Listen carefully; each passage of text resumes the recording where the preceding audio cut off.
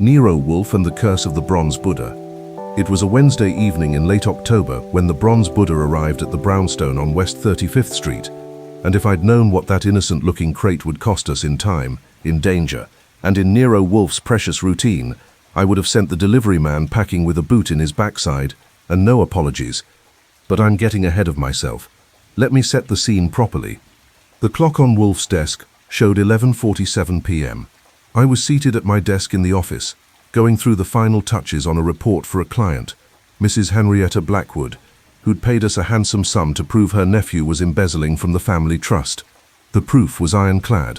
The report was complete, and I was looking forward to wrapping up the day with a glass of milk and maybe a few pages of the new Mickey Spillane novel Fritz had left in my room. Nero Wolfe sat behind his desk in his custom-made chair, all 7th of a ton of him, reading a French monograph on the cultivation of Phalaenopsis orchids. His massive head was bent over the pages, his lips pushing in and out in that rhythm that meant he was deeply absorbed. A glass of beer sat at his right hand, 1/3 consumed. The office was warm, the lighting soft, and the atmosphere one of comfortable routine. The 5 Dobermans were arranged around the room in their usual evening positions. Caesar, our alpha, and the most intelligent of the pack, lay beside Wolfe's desk with his great head resting on his paws, ears alert despite his relaxed posture. Mars, the enforcer, occupied the space near the door to the hall, all muscle and menace, his brown eyes scanning for threats every few seconds. Apollo, lean and quick, had claimed his spot by the window overlooking the street, where he could monitor all approaches. Minerva, named for the Roman goddess of wisdom and perfectly suited to it, rested near the bookshelves with the patient dignity of a sphinx. Diana, the youngest and most nervous of the 5, kept station near the safe, her head constantly turning at the slightest sound. It was Diana who heard it first. Her head snapped up, ears pricked forward, a low whine emanating from her throat. Caesar's eyes opened immediately. Mars rose to his feet. Within 3 seconds, all 5 dogs were alert and focused on the front door, though no sound had yet reached human ears. "Archie," Wolfe said without looking up from his monograph, "the dogs are agitated. I noticed. Either someone's at the door, or they've collectively decided to stage a coup. Want me to check?" "Please, though I suspect we should be wary. The dogs are never wrong about danger." I stood and moved to the hallway, checking the security monitor that showed the front stoop. Fritz Brenner, our chef and major domo, had insisted on installing a complete camera system 3 years ago after an incident involving an angry gangster and a hand grenade. Wolfe had complained about the expense, but even he couldn't argue with the utility of seeing who wanted to kill you before opening the door. On the monitor, I saw a man standing on our stoop. He was small and wiry, probably 65 or 70, with Asian features and the kind of weathered face that spoke of hard living. He wore a chauffeur's uniform, dark suit, peaked cap, but it was rumpled and sweat-stained despite the October chill. In his arms he cradled a wooden crate that appeared to be giving him considerable difficulty despite its modest size. What caught my attention, though, was his expression. I've seen plenty of scared people in my line of work, witnesses who've seen too much, criminals who've been caught, clients who've realized their problems are bigger than they thought. But this man wore fear like a second skin. His eyes darted constantly from the crate to the street behind him to the door before him. His hands trembled, and even through the grainy monitor, I could see sweat beading on his forehead. The buzzer sounded. Not the normal, polite buzz of expected company, but an urgent, repeated staccato that spoke of desperation. Behind me, I heard all 5 dogs growl in unison, a sound that would make a charging rhino reconsider its life choices. I went to the front door and opened it to the length of the chain. Yes, the man's eyes fixed on mine with an intensity that was almost physical. "Mr. Nero Wolfe, the detective? I must see him. Immediately. Please, sir. It is a matter of life and death." "I'm Archie Goodwin, Mr. Wolfe's assistant. I handle all visitors and deliveries. State your business." "No, no, no." He shook his head violently, and the crate shifted in his arms. He clutched it tighter, and I saw his knuckles were white with strain. "This must go to Mr. Wolfe directly. Only him. I was given very specific instructions. He must accept this delivery personally, or I have failed. And if I have failed," he trailed off, glancing over his shoulder again at the empty street. "What's in the crate?" "The Zhenjiang Buddha. Bronze, 6th dynasty. Very old, very valuable, very dangerous. He pronounced each word carefully, as if English was not his first language, and he wanted no misunderstanding. 3 men are dead already because of this thing. Maybe more by now. I do not know. I was paid to bring it here, to this address, to Mr. Nero Wolfe, and then to run very far away and never speak of it again. 3 men are dead. Because of what's in that box. Because of the curse. He said it simply, matter-of-factly, the way you might say because of the rain or because of the traffic. The curse of the Zhenjiang Buddha. All who possess it will die. All who touch it will suffer. It has been this way for 80 years. Please, sir, I have a wife, grandchildren. I cannot keep this thing. Every hour I have it, I feel death coming closer. I studied him carefully. He believed every word he was saying. That much was clear. Whether any of it was true was another question entirely, but his fear was genuine. Who paid you to bring it here? I do not know. The arrangement was made through intermediaries. $500 in cash, half before, half after delivery. I am just a driver, sir. I know nothing except that this thing must go to Mr. Wolfe, and I must be rid of it before the curse takes me too. Wait here. I closed the door and returned to the office. Wolfe had set down his monograph and was regarding me with the expression he reserves for interruptions that might prove interesting despite their inconvenience. The dogs remained alert, Caesar now standing at attention, Mars positioned between Wolfe and the hallway. Well? Wolfe prompted. A gentleman at the door with a crate says it contains a 6th dynasty bronze Buddha statue called the Zhenjiang Buddha. Says it's cursed. Says 3 men are dead because of it. Says he was paid $500 to deliver it specifically to you, and only you personally. Says he needs to get rid of it before the curse kills him too. Also says he has grandchildren, which I guess is supposed to make us more sympathetic. Wolfe's eyes narrowed. Superstitious nonsense. Agreed. But he's genuinely terrified. Either he believes the curse story, or someone has scared him badly enough that he might as well believe it. What does he want? For you to accept the delivery. Personally. Preposterous. I do not accept deliveries. That is your function. I explained that. He insists. Says his instructions were specific. Nero Wolfe must accept it personally, or the delivery has failed. Wolfe's fingers drummed on his desk, a sign of irritation. This is clearly a ploy to draw me into some affair. Someone knows my habits, knows I rarely leave this house, knows I can be intrigued by an unusual puzzle. They send a cursed artifact with a theatrical delivery designed to pique my curiosity. Is it working? His eyes met mine. Confound it, yes. Bring him in. But the crate stays closed until we know more about what we're dealing with. And call Saul. I want him here first thing in the morning. I went back to the front door and opened it fully. Mr. Wolfe will see you. Come in. The man practically stumbled over the threshold in his eagerness to get inside. The 5 Dobermans immediately surrounded him. Not aggressively, but in a defensive formation that would allow them to react instantly if he proved to be a threat. Caesar approached close enough to sniff the crate, then backed away with a soft whine. Mars growled low in his chest. Even Minerva, usually the calmest of the pack, kept her distance. The dogs don't like your delivery, I observed. The dogs are wise, the man said. They smell death. They smell the curse. I led him to the office. Wolfe had not risen from his chair. He never rose to greet anyone below the rank of royalty or head of state, and even then reluctantly. He regarded our visitor with the cool, appraising gaze he usually reserves for specimens in his orchid rooms. Mr. Wolfe, the man began, setting the crate carefully on the floor in front of the desk. I am honored to meet you. My name is Henry Nguyen. I am a driver for Imperial Artifacts Transport Company. 2 days ago, I received instructions to pick up this crate from a warehouse in Brooklyn and deliver it to you. I was told to place it in your hands personally, to give you this envelope. He pulled a sealed envelope from his jacket, and then to forget this ever happened. And the curse? Wolfe asked. The 3 dead men? That came from your mysterious employer? No, sir. That I learned from others in my community.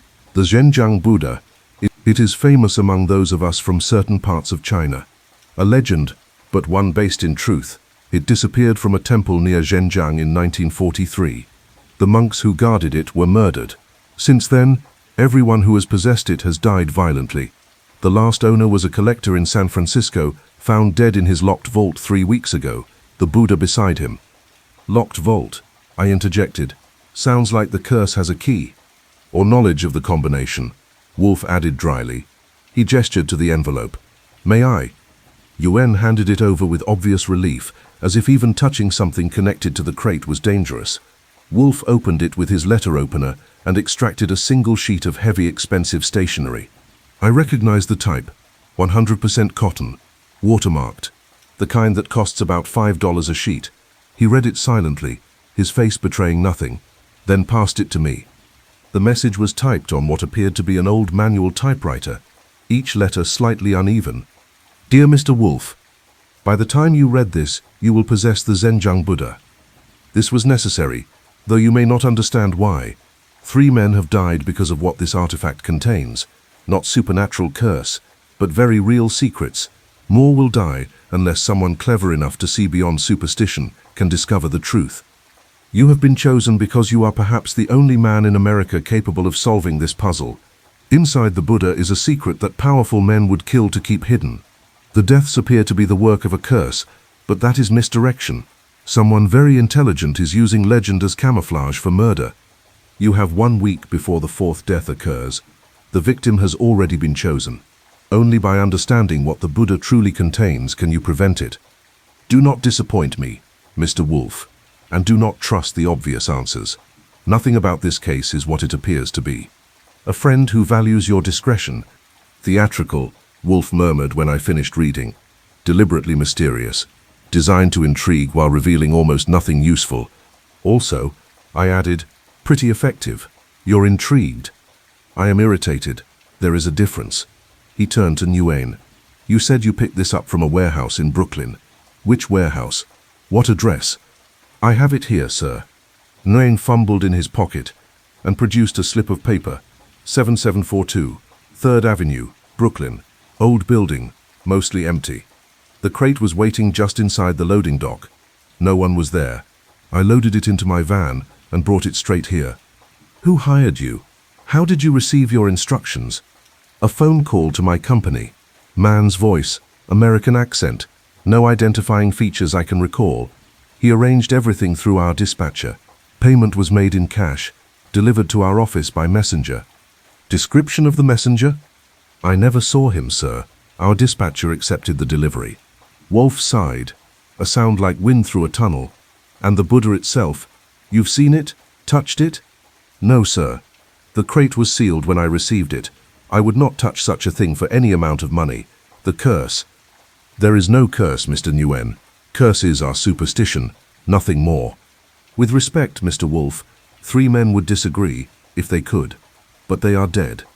Wolfe waved this away. 3 men may be dead, but if so, they were killed by human agency, not supernatural intervention. Someone wants us to believe in this curse. That alone tells me the truth is more prosaic and more dangerous. He looked at me. Archie, compensate Mr. Nguyen for his trouble. He's earned his fee and his peace of mind. I pulled out my wallet and counted out $100, generous for a delivery, but the man had clearly suffered for his cargo. Nguyen accepted it with trembling hands. Go home to your family, Wolfe told him.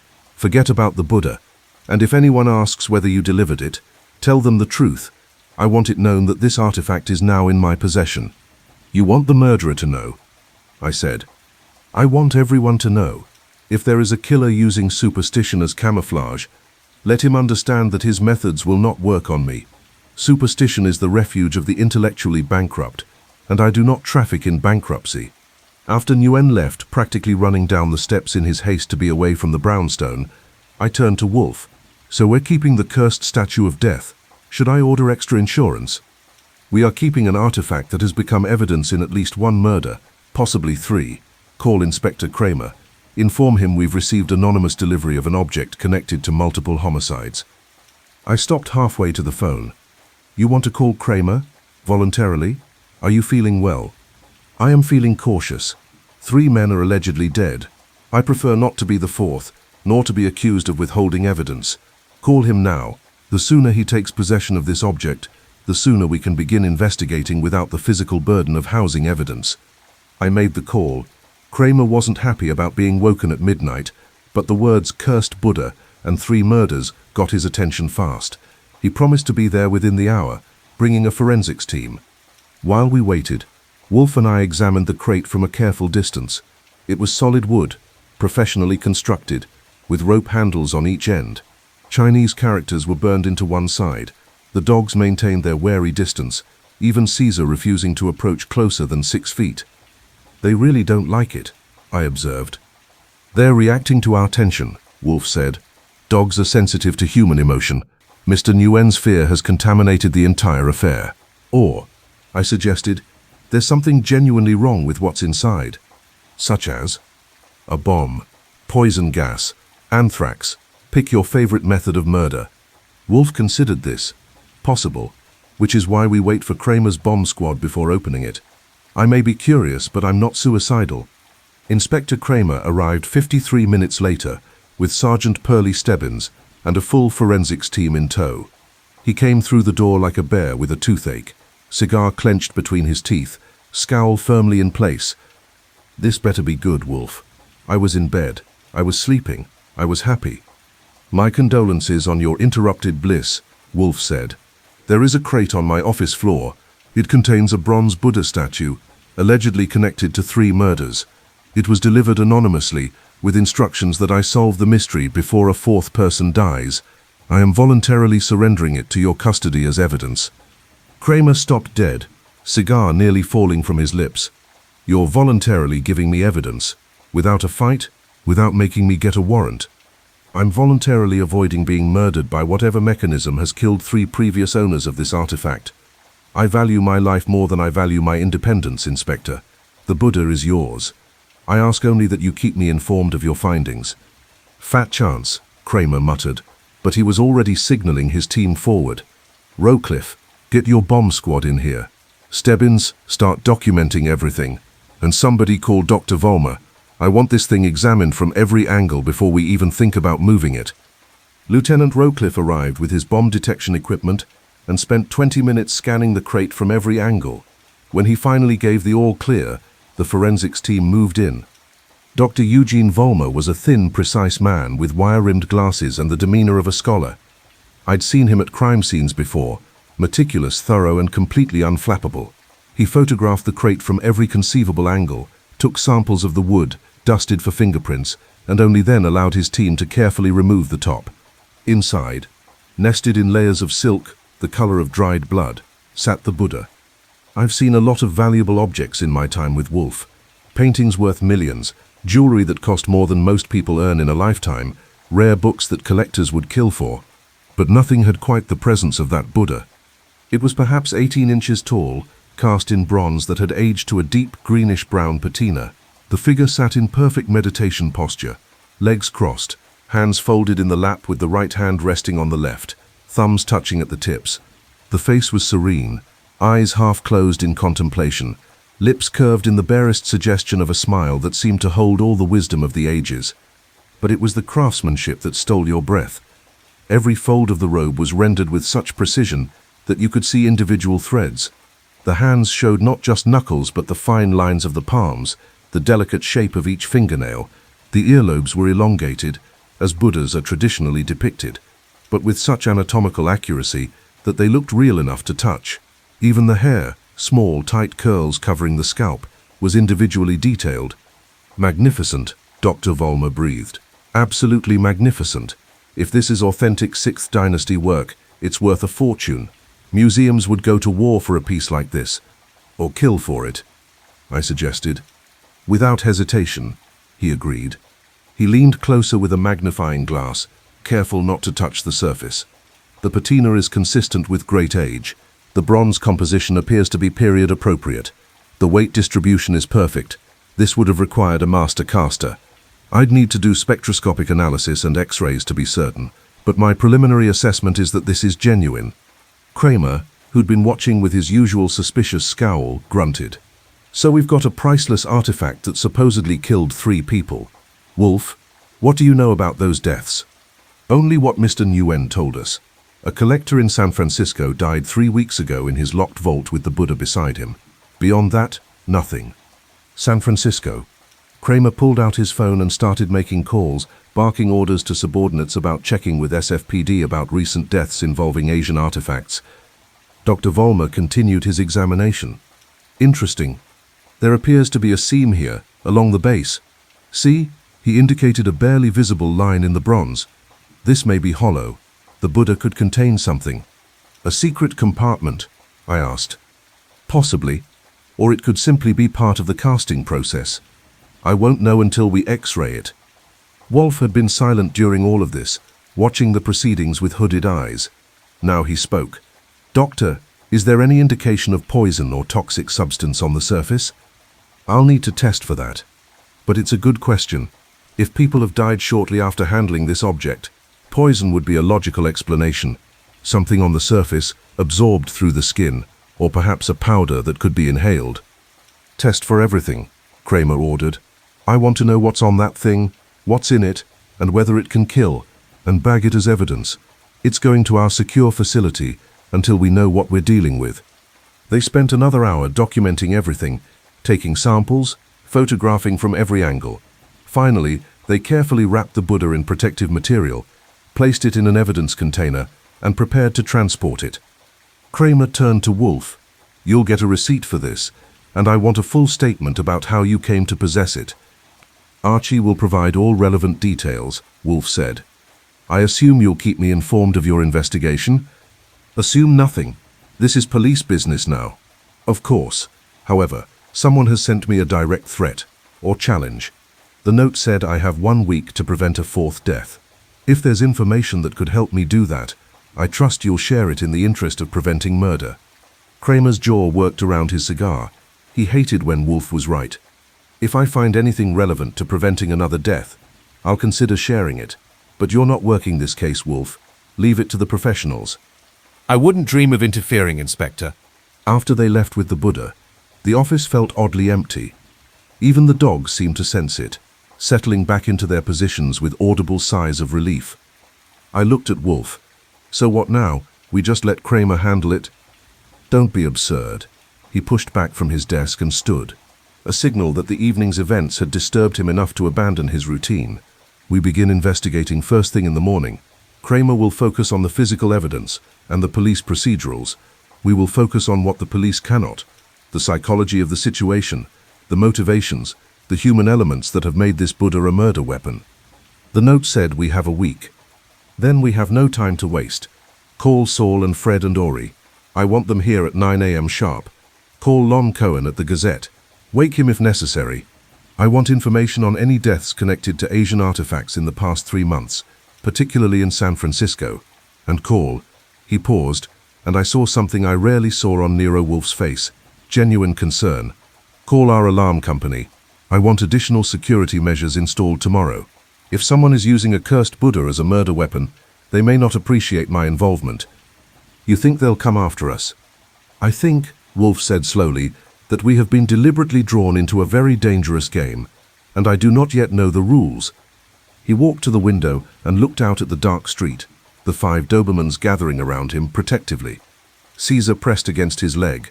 Mars took station at his right side. Apollo, Minerva, and Diana formed a semicircle behind him. 3 men dead, Wolfe murmured. A priceless artifact.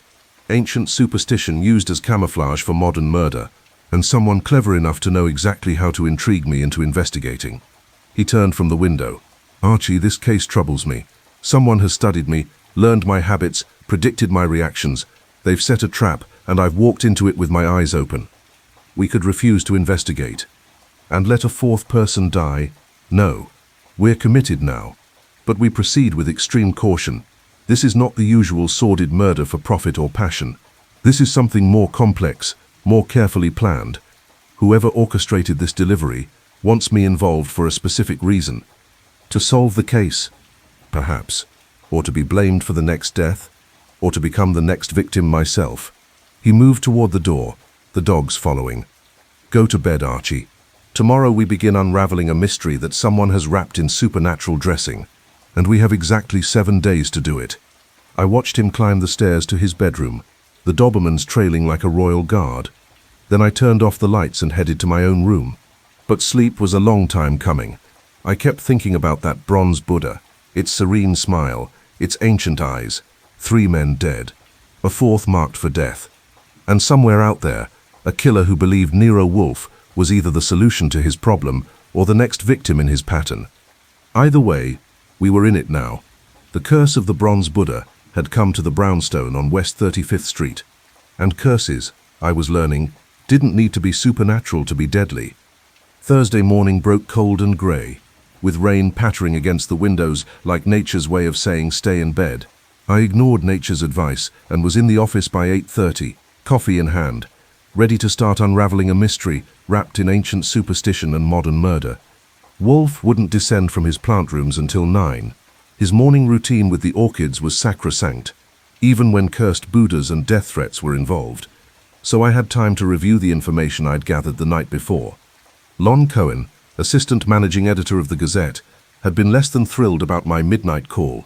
But newspaper people are like bloodhounds, wave a fresh story under their noses, and they'll forget they hate you.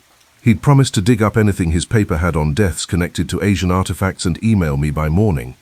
True to his word, his message was waiting in my inbox. I printed it out and was reading it when Fritz entered with a fresh pot of coffee and a worried expression. "Archie," he said in his precise English that still carried a trace of Swiss accent even after 30 years in America, "I do not like this business with the cursed statue. The house feels wrong this morning." Fritz Brenner wasn't given to flights of fancy. He was practical, methodical, and as level-headed as they come. If he was feeling uneasy, there was probably a reason. "What do you mean, wrong?" "I cannot say exactly. But the dogs are nervous. They did not eat all their breakfast, and you know they never refuse food. Caesar has been pacing the halls. Minerva keeps staring at the front door. Even Mars is subdued." I glanced toward the front of the house, where I could hear the click of claws on hardwood. "They're probably just picking up on our tension. We spent last night talking about murder and curses. Dogs are sensitive to that kind of thing. Perhaps, or perhaps they know something we do not." He set down the coffee pot. "Will you be having guests this morning? Mr. Wolfe mentioned you would be calling the operatives. Saul, Fred and Ori are due at 9. I should probably have you prepare extra coffee." "Already done. And I have fresh pastries from Zumbach's." He paused at the door. "Archie, be careful with this case. Mr. Wolfe is brilliant, but brilliance is not armor against bullets or whatever killed those 3 men." After he left, I returned to Lon's email. The information was both more and less than I'd hoped for. The San Francisco death was real. His name was Lawrence Pemberton, age 62, one of the wealthiest collectors of Asian antiquities on the West Coast. He'd been found dead in his private vault 3 weeks ago, October 3rd to be exact. The vault was locked from the inside, no sign of forced entry, no apparent cause of death. The medical examiner had finally ruled it a heart attack, but there were questions. Pemberton's collection included several items of dubious provenance, likely smuggled out of China during or after World War II. The bronze Buddha had been among his possessions, though the police report didn't mention it specifically. The second death, Dr. Marcus Aldridge, a professor of Asian art history at Columbia University, died September 15th in his campus office. Again, the circumstances were odd. He was found slumped over his desk. No obvious cause of death, no signs of struggle. The autopsy revealed traces of an exotic alkaloid in his system, possibly from a plant-based poison, but the source was never determined. According to Lon's sources, Aldridge had recently been consulting on the authentication of a bronze Buddha statue for an unnamed client. The third death was the oldest and the most curious. Gerald Whitmore, a retired import-export businessman, died in his Manhattan apartment on August 28th. He'd fallen from his 10th floor balcony at 3 in the morning. The police ruled it suicide, but his family insisted he had no reason to kill himself and no history of depression. They claimed he'd been agitated in the days before his death, talking about settling old debts and making things right. His apartment had been searched after his death, presumably by whoever wanted to settle those debts, and several items were missing, though the family couldn't say exactly what. 3 deaths, 3 men connected to Asian artifacts, all within the past 2 months, and now the Buddha had been delivered to us with a warning that a 4th death was coming. I was still reading when the buzzer sounded at exactly 9 a.m. Saul Panzer, punctual as always. I let him in and was immediately reminded why Saul was the best operative in the business. He was a small man with a big nose and ears that stuck out like satellite dishes, wearing his usual nondescript brown suit. He looked like an accountant or a middle school teacher, which made him perfect for surveillance work. Nobody ever noticed Saul until it was too late. "Morning, Archie." Fritz said. "This one involves curses and dead men. Sounds like fun." "Your definition of fun is deeply disturbing. Coffee's fresh." Fred Durkin arrived 5 minutes later, big and solid and reliable as gravity. Where Saul was subtle, Fred was direct. He'd follow instructions to the letter and never complain, which made him invaluable for legwork that required persistence rather than cleverness. Ori Cather showed up last, at 9:07, and in his usual fashion made an entrance. Ori was handsome, knew it, and used it shamelessly. He had a gift for making people trust him, especially women, which made him useful despite his tendency to overstep bounds and take credit for things he didn't quite accomplish. "So," Ori said, helping himself to coffee, "we're hunting a cursed Buddha. Should I bring holy water or garlic? I always forget which one's for vampires." "Neither is necessary," Wolfe's voice came from the doorway. "What we're hunting is a murderer who uses superstition as camouflage." He entered the office with his usual measured pace, the 5 Dobermans flowing around him like a honor guard. They took their positions as he settled into his chair, Caesar beside the desk, Mars near the door, Apollo at the window, Minerva by the bookshelves, Diana near the safe. Wolfe surveyed the assembled operatives. "Gentlemen, we have been presented with a puzzle wrapped in legend and sealed with death. 3 men have been killed in the past 2 months, all connected to a bronze Buddha statue that allegedly carries a curse. The statue was delivered to this house last night with a note suggesting I have 1 week to prevent a 4th murder." He went on to detail everything we knew, which wasn't much. When he finished, Saul was the first to speak. "The pattern suggests the killer is eliminating everyone who's had contact with the Buddha. Pemberton owned it. Aldridge authenticated it. Whitmore, if he fits the pattern, probably smuggled it or sold it at some point. The question is, why now? Why kill them all within 2 months after the Buddha's been floating around for 80 years? "An excellent question," Wolfe agreed, "which suggests something has changed. Either new information has come to light, or someone new has entered the picture. Or," I added, "the Buddha contains something that these men knew about, and the killer wants to make sure they can't talk about it." Wolfer's eyes glinted. "Precisely, Archie. Dr. Vollmer suggested the Buddha might be hollow, might contain a hidden compartment. If that's true, the contents could be what all of this is about." Fred raised a meaty hand. "Boss, if the Buddha's with the police, how do we investigate it?" "We don't. We investigate the periphery. The people who knew about it, who wanted it, who might have killed for it." Wolfe turned to Saul. "I want you to focus on Lawrence Pemberton, how he acquired the Buddha, who knew he had it, who might have wanted him dead. Start in San Francisco if necessary. I'll take the next flight out. Fred, you'll investigate Dr. Aldridge, his colleagues at Columbia, his students, anyone who might have known about his work authenticating the Buddha." "Got it, boss." "Ori, Gerald Whitmore, talk to his family, his business associates, find out what he was agitated about before he died, what old debts he was settling, what was stolen from his apartment. Consider it done." Wolfe looked at me. "Archie, you and I will pursue the historical angle. If the Buddha was stolen from a Chinese temple in 1943, someone knows that history. I want to find who brought it to America, how it passed from hand to hand, and why it suddenly became a murder weapon after 80 years of relative obscurity. Where do I start?" "With Chinatown, there's a dealer in antiquities on Mott Street." He consulted a note Fritz had left on his desk. "Wing Tsai, proprietor of Golden Dragon Imports. According to my sources, he knows more about smuggled Chinese artifacts than anyone in New York. Pay him a visit. Be discreet. If there's a killer eliminating everyone connected to the Buddha, we don't want to make Mr. Tsai the next target." The operatives filed out, leaving me alone with Wolfe and the dogs. I could hear Fritz in the kitchen, the comfortable sounds of a house going about its business. But there was an undercurrent of tension that even domestic normalcy couldn't quite dispel. "You realize," I said, "that we're doing exactly what the killer wants, investigating the Buddha, talking to people connected to it, following the trail. We're dancing to someone else's tune." "I am aware. However, We have little choice. A man will die in the next week unless we intervene. I cannot sit idle while murder is committed. Even if we're being manipulated? Especially if we're being manipulated. The manipulator has made a mistake. He's assumed I'll react predictably. But I am not predictable, Archie. I am thorough. And thorough investigation has a way of uncovering truths the guilty would prefer to keep buried. I stood and reached for my coat. One thing bothers me. The note said we have what others would kill for. But until last night, we didn't have the Buddha. So what were they talking about? Wolfe's fingers drummed on his desk. An excellent question. One I intend to answer. I left him brooding among his dogs and headed for Chinatown.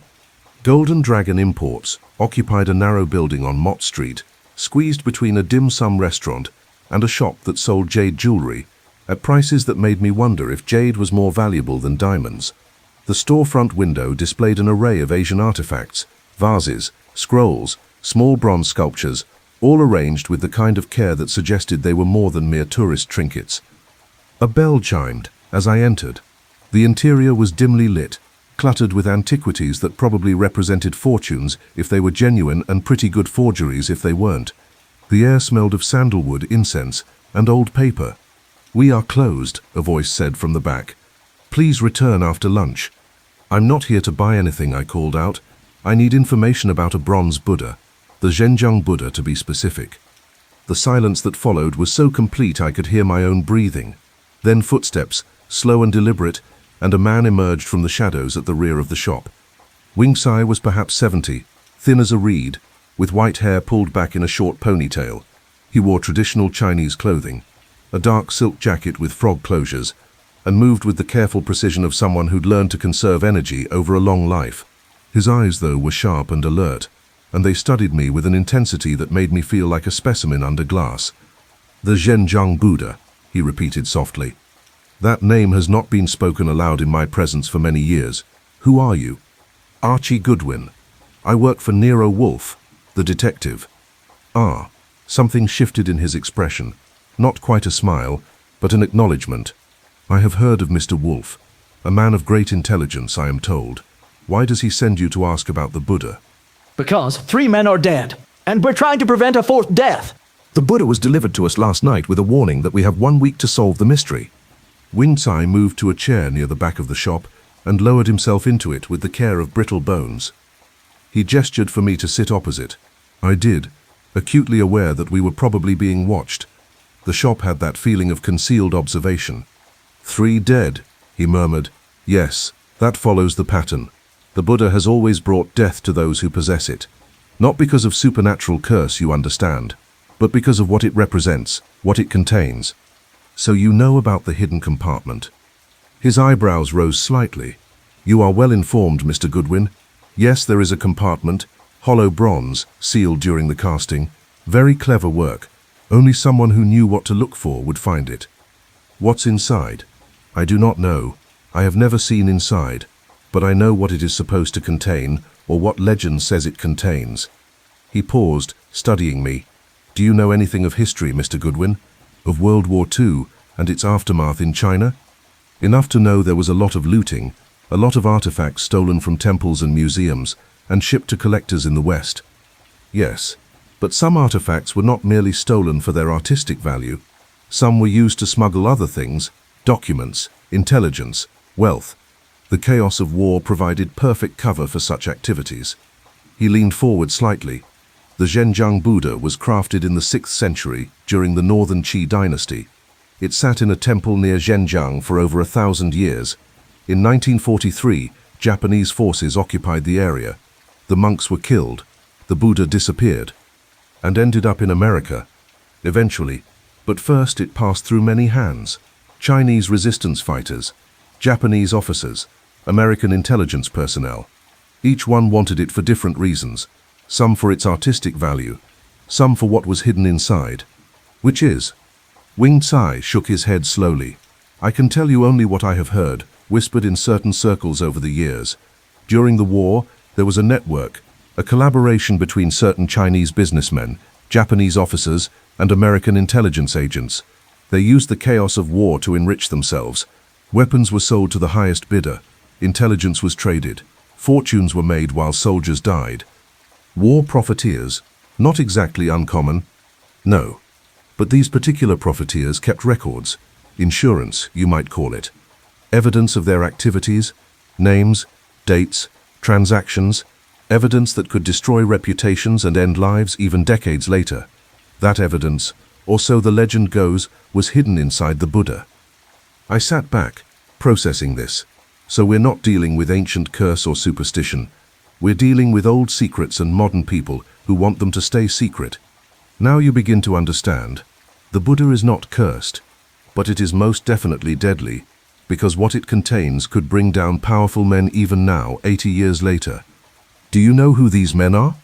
I know some names, but names alone prove nothing without evidence, and the evidence is sealed inside bronze that cannot be opened without destroying the artifact itself, which would also destroy the evidence.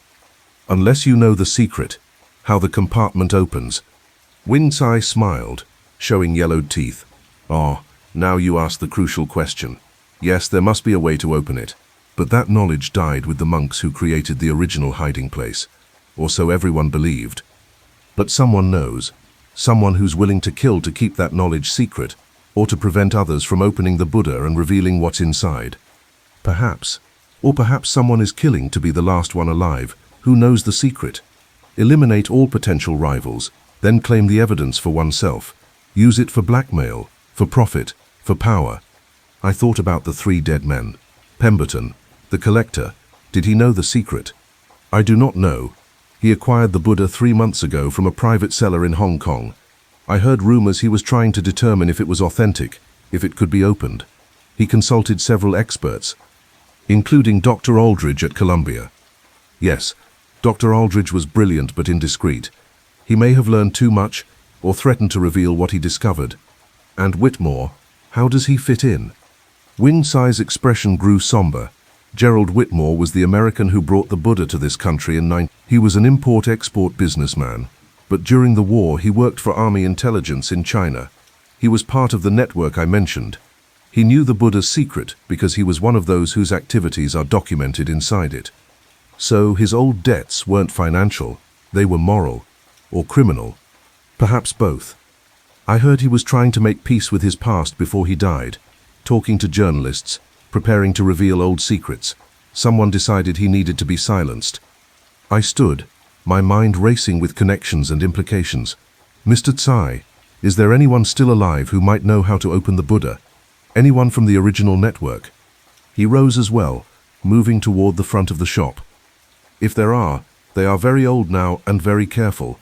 They have spent 80 years protecting their secret. They will not reveal themselves easily, but they'll kill to protect it. Without hesitation, whatever is inside that Buddha is worth more than art, more than money. It is evidence of betrayal, of collaboration with enemies, of profiteering while nations bled. Men have killed for less. He opened the door for me, the bell chiming softly. Mr. Goodwin, give Mr. Wolfe a message from me. Tell him to be very careful. The Buddha is here in New York, yes, in police custody. But there are those who will not let that stop them. They have killed 3 times. They will kill again, and they will not hesitate to kill a detective who gets too close to the truth, or his assistant. Thanks for the warning and the information. One more thing. He reached into his pocket and withdrew a small card, handing it to me. If you need to reach me urgently, call this number, day or night. This affair, it troubles me. I have lived with these old secrets for many years. Perhaps it is time they were finally revealed, but safely, with wisdom, not through more murder. I pocketed the card and stepped out into the grey afternoon. The rain had stopped, but the sky was still overcast, casting everything in shades of grey that matched my mood.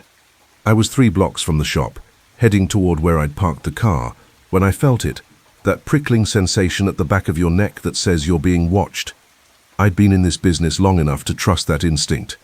I stopped at a newsstand ostensibly to buy a paper, and used the opportunity to scan the street behind me. There, about half a block back, a man in a dark overcoat, trying too hard to look casual as he examined a shop window. Medium height, stocky build, Asian features. He'd been on the same block as Golden Dragon Imports when I'd entered. Now here he was, 3 blocks later. I bought the paper, tucked it under my arm, and continued walking at a normal pace. The tale stayed with me, maintaining his distance, professional or at least experienced. That made it serious. I considered my options.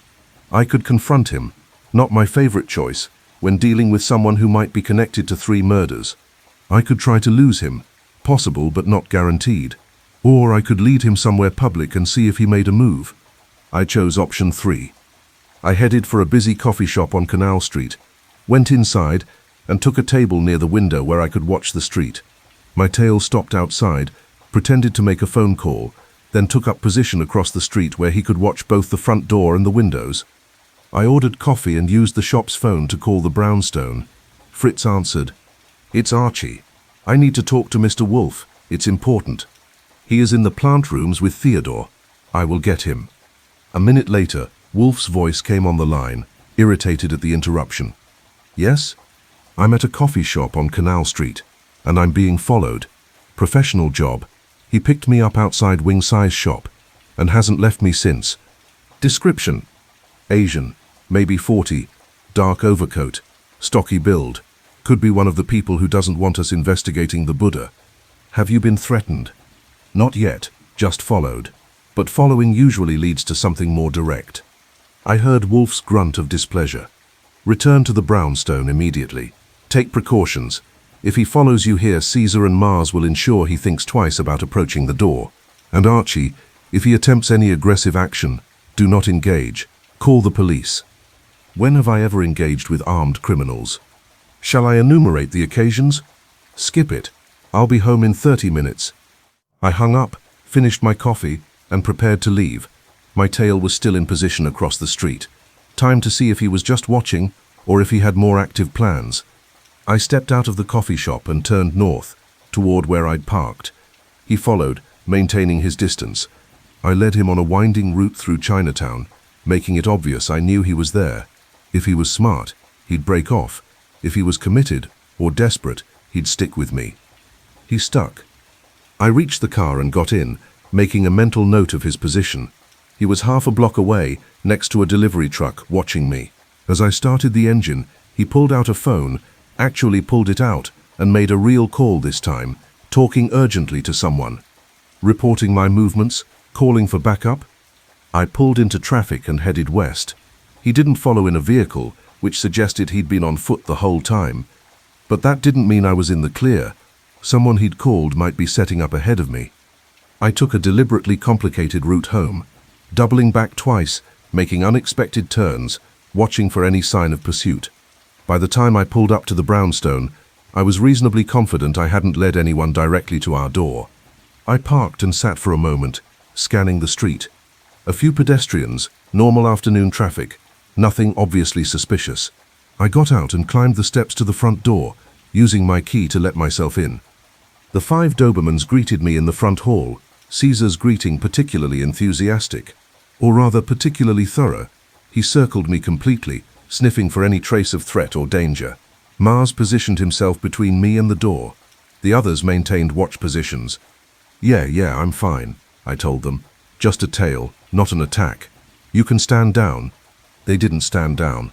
If anything, they became more alert, as if my report of being followed had heightened their protective instincts. I found Wolfe in the office, freshly descended from the plant rooms, arranging himself in his chair with the careful precision of a ship docking. "You were followed," he stated. "Not a question. By a professional. He picked me up outside Wing Sai's shop and stayed with me until I ducked into a coffee shop and called you. When I left, he was still there. Made a phone call, probably reporting my location. But he did not attempt direct confrontation. No, just surveillance, like someone wanted to know where I went and who I talked to." Wolfe's eyes narrowed, which means they know we're investigating. They may not know what we've learned, but they know we're actively pursuing the case. Wing Sai gave me information about the Buddha, about what it contains, about the 3 dead men. I relayed everything the antiquities dealer had told me, watching Wolfe's face for reactions. When I finished, he was silent for a long moment. Then, "So the curse is merely camouflage. The real motivation is evidence of wartime profiteering, collaboration, betrayal, criminal enterprise, evidence hidden inside the Buddha for 80 years. And someone's willing to kill to keep it hidden.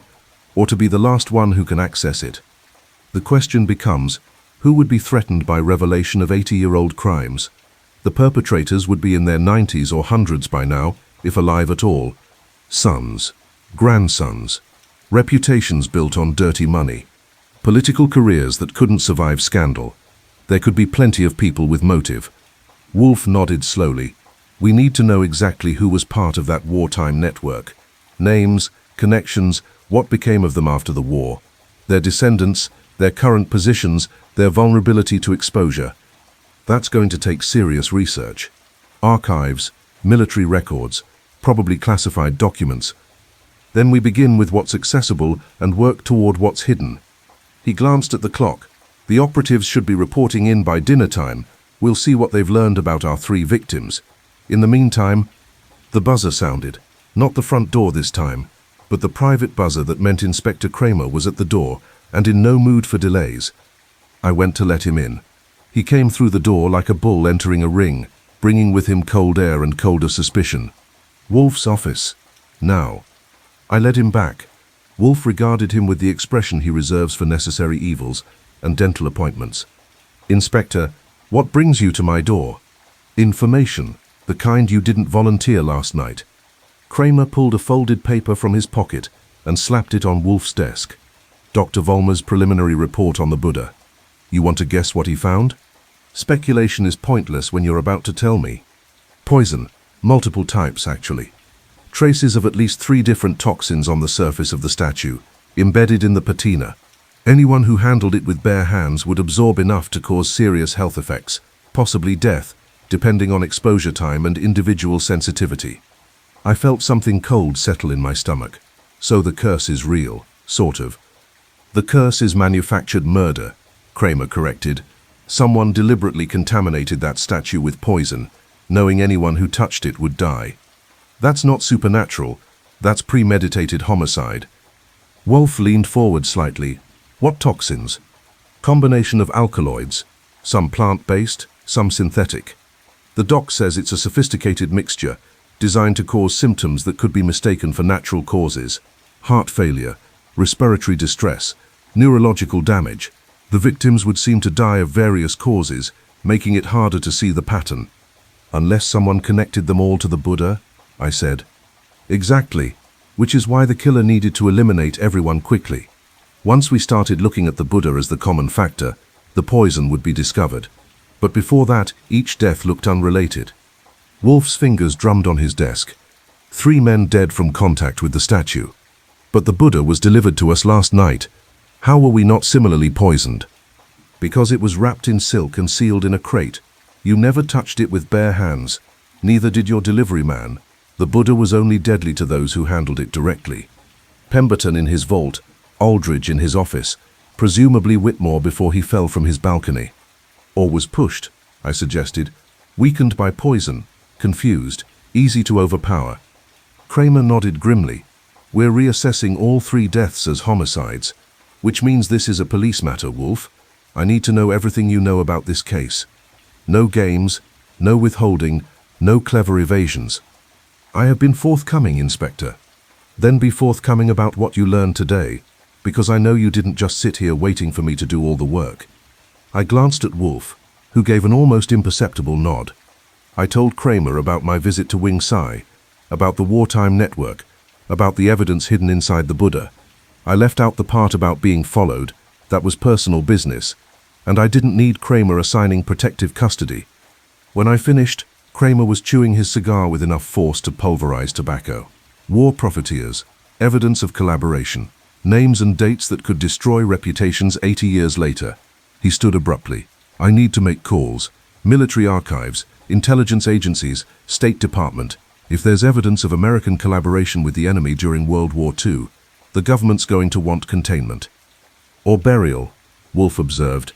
Governments prefer to keep their dirty secrets buried. Which is why I'm telling you again, stay out of this. 3 people are dead from a poisoned statue. A 4th is targeted. This isn't some society murder you can solve from your desk. This is dangerous. After he left, the office felt smaller, the air heavier. The 5 Dobermans remained on alert, sensing the tension. He's right, I said. This is dangerous. Someone's killing efficiently and covering their tracks with legend and superstition. They're willing to use exotic poisons to stage elaborate deaths, and now they know we're involved." "Yes," Wolfe said quietly, "which means we must be very, very careful, and very, very quick. We have 5 days left to prevent a 4th death, and I suspect the 4th victim may be someone much closer to this investigation than we'd like." "You mean someone involved in investigating the Buddha? A cop? A detective? Or," Wolfe met my eyes, "an assistant who asks too many questions in Chinatown and gets followed by professional watchers?" The cold feeling in my stomach intensified. "You think I'm the 4th target?" "I think we are all potential targets. Anyone who gets too close to the truth about what's inside that Buddha. Which means we work quickly, we work carefully, and we trust no one outside this house." He stood, signaling the conversation was over. "The operatives will report at 6. Until then I'll be in the plant rooms. You'll stay here, doors locked, alarm active. If anyone approaches the house who isn't expected, Caesar and Mars will greet them appropriately." I watched him leave, the dogs trailing behind except for Mars, who remained in the office with me. Guardian duty. I sat at my desk and tried to focus on routine work, but my mind kept circling back to the same questions. Who was part of that wartime network? Whose reputation, or fortune, or political position depended on keeping those secrets buried? And who was willing to kill 3 times, maybe more, to prevent the truth from emerging? The bronze Buddha sat in a police evidence room, serene and deadly, hiding secrets that had already cost 3 lives. And somewhere out there, a killer was counting down to the 4th death. Unless we could stop them. The operatives arrived back at the Brownstone, precisely at 6 p.m., as instructed. Fritz had prepared the front room for the meeting, setting out coffee and sandwiches that wouldn't survive the next hour. Wolfe descended from the plant rooms at 1 minute past 6, the Dobermans flowing down the stairs around him like a protective tide. Saul Panzer was the first to report. He'd caught a flight to San Francisco that morning, spent the day interviewing people connected to Lawrence Pemberton, and caught a return flight that landed at JFK 40 minutes ago. Only Saul could accomplish in 8 hours what would take most operatives 3 days. Pemberton was a careful man, Saul began, consulting his notebook. His collection was worth somewhere north of $50 million. He had a vault built into his mansion in Pacific Heights, climate-controlled, alarmed, accessible only through biometric security. The day he died, he was alone in that vault examining recent acquisitions. "Including the Buddha," Wolfe prompted. "Including the Buddha.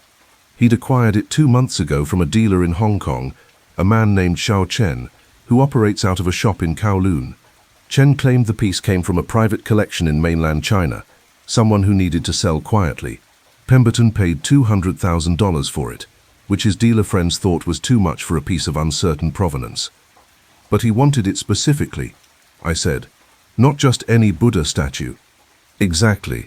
According to his assistant, a woman named Rebecca Huang, Pemberton had been searching for that particular Buddha for years. He had documents about it, historical records, even photographs from the 1940s. When Chen contacted him saying he had it available, Pemberton dropped everything to acquire it." Wolfe's eyes narrowed. Did Miss Huang know why he wanted it so badly? She knew parts of it. He told her it was historically significant, connected to World War II, potentially containing information about art looted from China during the Japanese occupation. He was working with Dr. Aldridge at Columbia to authenticate it and determine if there was any way to examine the interior without destroying the piece. Did he succeed in opening it? Not according to Miss Huang. But here's where it gets interesting. 3 days before Pemberton died, he received a visitor, a man who showed up unannounced, demanded to see Pemberton privately, and spent 2 hours in his study. Miss Huang wasn't allowed in the room, but she heard raised voices. When the visitor left, Pemberton was agitated, paranoid. He moved the Buddha to his vault immediately and spent the next 3 days barely leaving it. "Description of the visitor?" I asked. Saul consulted his notes. "Caucasian, 60s, tall and distinguished looking, silver hair, expensive suit. Spoke with what Miss Huang described as an educated accent, possibly East Coast, possibly European. He didn't give a name, but he arrived in a town car with a driver who waited outside." And Pemberton died the day after this visitor's third visit to the vault, Wolfe mused. Curious timing. There's more, Saul continued. Miss Huang mentioned that Pemberton had been in contact with someone else about the Buddha, a curator at the Asian Art Museum in San Francisco, named Dr. Patricia Cordell. She's an expert in Chinese bronzes. I spoke with her briefly by phone. She confirmed that Pemberton had consulted her about the Buddha, but she seemed nervous, reluctant to discuss it. She hung up when I pressed for details. Wolfe nodded slowly. The visitor warned Pemberton, perhaps threatened him. Pemberton consulted experts, trying to find a way to safely open the Buddha and reveal its contents. And then he died, alone in his locked vault with the poisoned artifact beside him. One question, I said. If the Buddha was poisoned, wouldn't Pemberton's assistant have been affected when she moved it to the vault? She wore gloves, Saul replied. She specifically mentioned that Pemberton always required gloves when handling valuable bronzes. She moved the crate, but Pemberton removed the Buddha himself once he was in the vault. By the time she found him the next day, he'd been dead for hours, the Buddha clutched in his bare hands like he'd been trying to hold onto it. Or trying to open it, Wolfe suggested. Perhaps he'd discovered the mechanism and was attempting to access the hidden compartment when the poison took full effect. Fred Durkin spoke up next, pulling out a considerably less organized set of notes than Saul's. I spent the day at Columbia, talking to Dr. Aldridge's colleagues and students. The professor was well-liked, brilliant, but kind of obsessed with authenticity. He'd built his reputation on exposing fakes and identifying genuine pieces. Students said he could tell a forgery just by looking at it. Did they know about his work with the Buddha? Wolfe asked. Some of them. A graduate student named Timothy Wu said Aldridge had been excited about a major authentication project involving a 6th Dynasty bronze. He'd spent weeks researching casting techniques, analyzing photographs, consulting with metallurgists. Wu said Aldridge believed he was on the verge of a significant discovery, something that would rewrite our understanding of wartime art trafficking. Did Wu know what that discovery was? No. Aldridge kept the details private, but Wu mentioned that Aldridge had received threatening phone calls in the weeks before his death. Someone warning him to drop the project, to stop asking questions. Aldridge dismissed them as cranks, but Wu thought he was genuinely worried. And the day he died? I prompted. He was alone in his office, working late. Campus security found him the next morning, slumped over his desk. The bronze Buddha was there with him. Pemberton had shipped it to him for examination. It was sitting right next to his hand, which was resting on it, no gloves. The medical examiner found exotic plant alkaloids in his system, but couldn't determine the source. Now we know the source. Wolfe's expression was grim. So Aldridge was poisoned by the same artifact he was trying to authenticate. The killer knew he was getting close to the truth, knew he was working with Pemberton, and used the Buddha itself as the murder weapon. Efficient, I observed.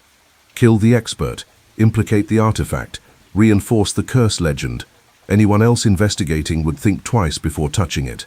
Ori Cather was last to report, and his information proved the most disturbing. Gerald Whitmore's death was officially ruled a suicide, he began, but his family's right, it doesn't add up. Whitmore was 78 in good health, financially secure, surrounded by family. No history of depression, no indication he was contemplating suicide. But he was trying to reveal old secrets, Wolfe said. More than that, he was trying to make amends. Ori pulled out a folder. I spoke with his daughter, Amanda Whitmore Grayson. She said her father had become increasingly troubled in the months before his death. He talked about sins of the past, about blood money that built this family. He'd contacted several journalists, including one from the New York Times, saying he had evidence of wartime collaboration that would expose powerful people. Did he specify who these powerful people were? No, but he told his daughter that he'd been part of something during the war, something he'd kept secret for 80 years. He said he was one of 5 men who'd created an insurance policy, evidence of their activities hidden where it could never be found unless all 5 agreed to reveal it. But over the years the others had died, and he was the last one left. He wanted to come clean before he died naturally. I felt pieces clicking into place. 5 men, a network, and they hid evidence inside the Buddha, with some mechanism that required all 5 to agree before it could be opened. Or knowledge that all 5 possessed, Wolfe added. A combination perhaps, or a sequence of actions that only worked if you knew the complete pattern. Ori continued. 2 weeks before Whitmore died, his apartment was searched. Nothing obvious was taken. No jewelry, no cash, no electronics. But his daughter said certain papers were missing from his study. Documents from his time in the army, photographs from China, letters. Someone was looking for something specific. Information about how to open the Buddha, I suggested. Maybe Whitmore had written down the secret, or had photographs showing the mechanism. There's one more thing, Ori said. The night Whitmore died, a neighbor heard arguing in his apartment around midnight. 2 voices, Whitmore's and another man's. The neighbor couldn't make out words, but it was heated. 2 hours later, Whitmore went over the balcony. Pushed, Wolfe stated. After being questioned, probably tortured, definitely forced to reveal what he knew, then eliminated to silence him permanently. But if Whitmore was the last of the 5 alive, I said, who killed him? Who's been killing all these people? The son of one of the 5, Saul suggested, or grandson, someone who inherited knowledge of the network and wants to keep it secret. Or, Wolfe countered, someone who wants to access the evidence for their own purposes, blackmail, perhaps, or political leverage. 80-year-old crimes may seem distant, but if they involve prominent families, current politicians, established fortunes built on dirty money, such evidence would be invaluable to someone unscrupulous enough to use it. The room fell silent as we absorbed this. The 5 Dobermans, who'd been resting quietly during the reports, suddenly became alert. Caesar's head snapped up. Mars rose to his feet. Apollo moved to the window, a low growl building in his throat. Someone's outside, I said, moving to check the security monitor. The screen showed a figure on the sidewalk across from the Brownstone. Tall, distinguished-looking, silver hair catching the streetlight. The same description Saul had given of Pemberton's mysterious visitor.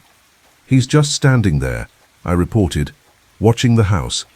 Wolfe heaved himself to his feet and moved to the window, keeping to the side where he couldn't be easily seen. The 5 dogs arranged themselves around him protectively, Caesar and Mars in front, the others flanking. He wants us to know he's there, Wolfe observed. A message, a warning, or a threat, I added. As we watched, the man pulled out a phone and made a call. Brief, no more than 30 seconds. Then he pocketed the phone, looked directly at our window as if he could see through the bulletproof glass and the curtains, and walked away with unhurried confidence. He knows we're investigating, Saul said quietly. He knows we've connected the deaths. He's telling us to back off. Or else we become the 4th victim, Ori added.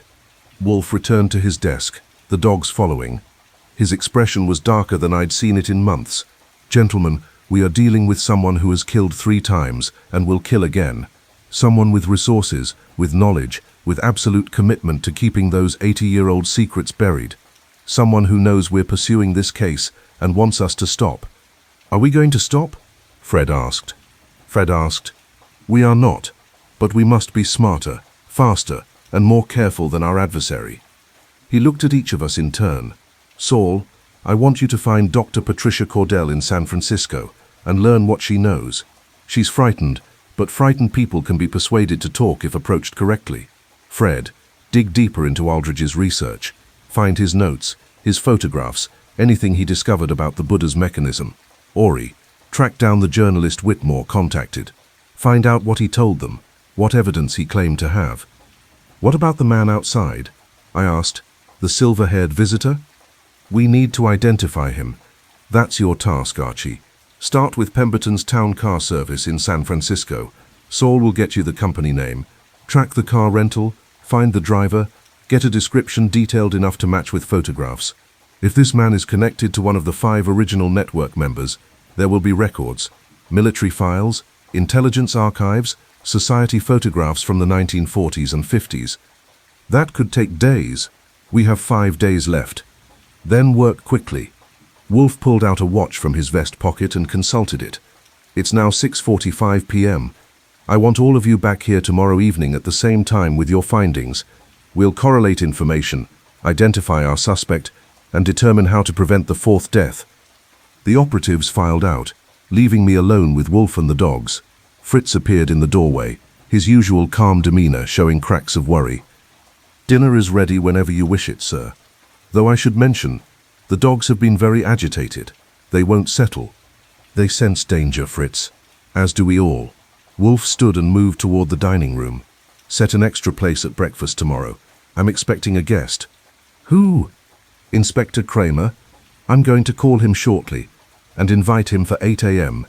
It's time we coordinated our efforts more closely.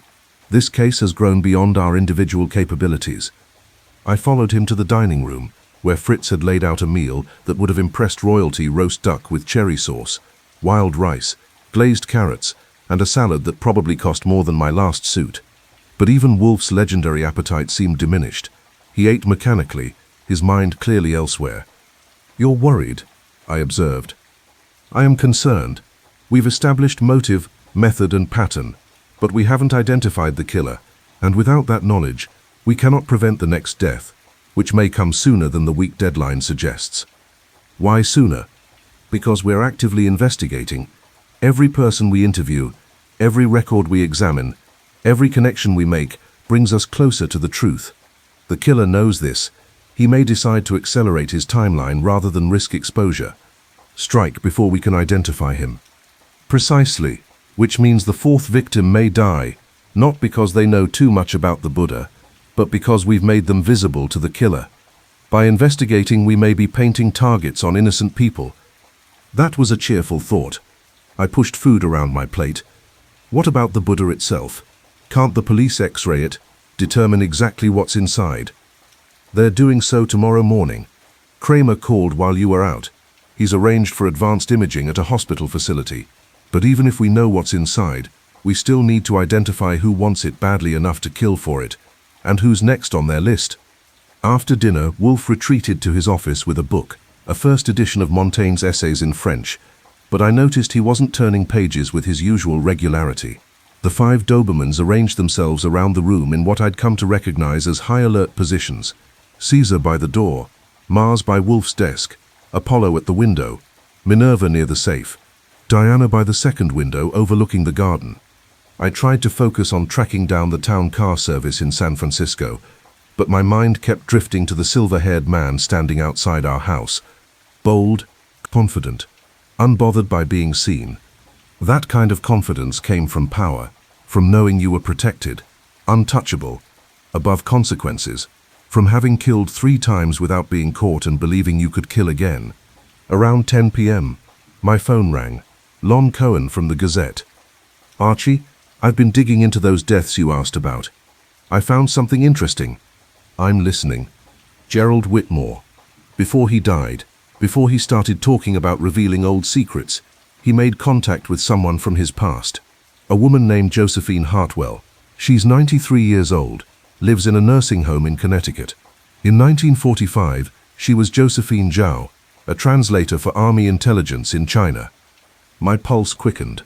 She worked with Whitmore? More than that. According to records I found in the Gazette archives, she was engaged to one of the 5 men in that network you mentioned, a Captain Thomas Hartwell. He died in 1946, shortly after returning to the States. Officially, it was a training accident. Unofficially, there were rumors he knew too much about something and was silenced. Josephine Zhao married a dead man's name? No, she married his brother, Martin Hartwell, who became a federal judge. He died 20 years ago.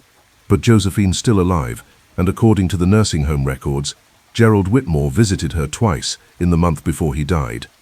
He was gathering information, trying to piece together the full story before going public. Probably. There's more. 3 days ago, someone else visited Josephine Hartwell, a man matching the description of your silver-haired friend. He spent an hour with her, and according to a nurse I spoke with, Josephine was very upset afterward, crying, refusing to eat. The nurse thought he was a relative, but Josephine has no living relatives except a nephew in California, who never visits. Ice formed in my stomach. Lon, is Josephine Hartwell still alive? As of this afternoon, yes. Why? Because she might be the 4th victim. If Whitmore talked to her, if she knows about the Buddha and the hidden evidence, she's a loose end, and our killer is very thorough about tying up loose ends. Jesus, Archie, you need to get to her. I need to call Kramer, get her police protection, but I also need to talk to her before the killer decides she's too dangerous to leave alive. I hung up and immediately called Wolfe. He listened to my report without interruption, then said simply, "Call Kramer. Get protection for Mrs. Hartwell immediately. Then prepare the car. We're going to Connecticut." "We? You mean you're leaving the Brownstone?" "A woman's life is at stake. I can sit here and deduce, or I can act. This time, action is required." It was the first time in 3 years that Nero Wolfe had voluntarily left his home for a case. The situation must be even more serious than I'd thought. I called Kramer. He answered on the second ring, and I could hear sirens in the background. "This better be important, Goodwin. I'm at a crime scene." "It is. We've identified a potential fourth victim. Josephine Hartwell, 93, at Riverside Meadows Nursing Home in Greenwich, Connecticut. She was a translator during World War II. Worked with the network that created the Buddha's secret. Whitmore visited her before he died. So did our silver-haired suspect. She needs protection immediately." The background noise on Kramer's end suddenly seemed less important. "How solid is this information?" "Solid enough that Wolfe's leaving his house to interview her. That should tell you how urgent it is. I'll call Connecticut State Police. Get someone there within the hour." "But Goodwin," his voice took on a harder edge. "My crime scene? It's the curator you mentioned. Dr. Patricia Cordell from San Francisco. Someone broke into her hotel room at the plaza 2 hours ago and killed her. Same MO as Aldridge. Poison, made to look natural, except this time they left a message." My blood turned cold. "What message?" "Written on her mirror in lipstick. Stop asking questions. You want to guess who that message is for?" "Us. The killer knows we're investigating. Knows we're getting close. And he's escalating. 4 deaths now. Goodwin. 4. This has gone way beyond some conspiracy to hide old secrets. This is someone cleaning house, eliminating everyone who knows anything about that Buddha. You and Wolfe need to be very, very careful." After I hung up, I sat for a moment absorbing the news. Dr. Cordell was dead. Saul had spoken to her just this afternoon, and now she was gone. The killer was moving fast, staying ahead of us, eliminating potential witnesses before we could reach them. Which meant Josephine Hartwell might already be dead. Or she might be next on the list. And we had hours, maybe minutes, to reach her first. I went to find Wolfe and tell him we needed to leave immediately. The bronze Buddha might be in police custody, but its curse was still very much active, and we were running out of time to stop it. We didn't make it to Connecticut that night. At 10:47 p.m., as I was getting the car ready and Wolfe was actually putting on his overcoat, a sight rare enough to mark in the calendar, the front door buzzer sounded, with the specific pattern that meant Fritz was letting someone in with a key. Only 4 people had keys to the Brownstone: Wolfe, me, Fritz, and Saul Panzer. The 5 Dobermans reacted instantly. Caesar's bark was sharp and commanding. Mars bolted for the front hall. Apollo, Minerva, and Diana formed a defensive line between Wolfe and the hallway. I drew my gun, something I rarely do inside the Brownstone, and moved cautiously toward the front hall. Saul Panzer stood just inside the door, breathing hard, his coat torn at the shoulder, a thin line of blood running from a cut above his eye. He was supporting someone, a woman, elderly, wrapped in a blanket, her face pale with shock and fear. "Josephine Hartwell," Saul gasped. "I got to her first, but they're right behind us." Even as he spoke, I heard it. The screech of tires outside, car doors slamming, running footsteps. "Get her inside," I shouted. "Fritz, lock the door. Activate the alarms." Fritz moved with surprising speed for a man his age, throwing deadbolts, entering codes into the security panel. The Brownstone's windows were bulletproof, the doors reinforced steel behind their decorative facades, but we'd never actually tested these defenses against a determined assault. We were about to find out if they worked. Wolfe appeared in the hallway, taking in the situation with one comprehensive look. "Bring Mrs. Hartwell to the office. Saul, report, quickly." We got Josephine Hartwell into the office and settled her in the red leather chair. She was tiny, probably 90 pounds, with white hair and hands that trembled like leaves in wind. But her eyes were sharp, alert, taking in everything. Saul wiped blood from his face and spoke rapidly. "After you called about Dr. Cordell, I had a bad feeling. I drove straight to the nursing home in Greenwich. Got there to find Mrs. Hartwell's room being searched by 2 men, professionals, not amateurs. They were looking for something, tearing the place apart." "How did you get her out?" I asked. Service entrance. The men were focused on the room, didn't expect resistance. I got Mrs. Hartwell out through the kitchen and into my car. They saw us leaving, gave chase. I lost them twice, but they kept finding us. I think they put a tracker on my car. Which means they followed you here, Wolfe said grimly. He looked at Fritz. How secure are we? All doors and windows locked, alarms active. But sir, if they're determined... A crash from the back of the house cut him off. The dogs exploded into barking, Caesar and Mars racing toward the kitchen. I followed, gun ready. The back door, the one that led to our small garden, was intact, but someone had thrown a brick through the window above it. Not to enter, I realized. To test our response, our defenses. I peered out carefully. The garden was dark, but I could see movement in the shadows. At least 2 figures, maybe more, moving with military precision. These weren't street thugs. These were professionals. I returned to the office. We've got company. Armed, organized, probably military training. They're probing our defenses. Wolfe's face was pale but composed. Call Inspector Kramer. Tell him we're under siege and require immediate assistance. Then call the private security service. And Archie, he met my eyes. Prepare to defend this house. I made the calls while Saul checked weapons.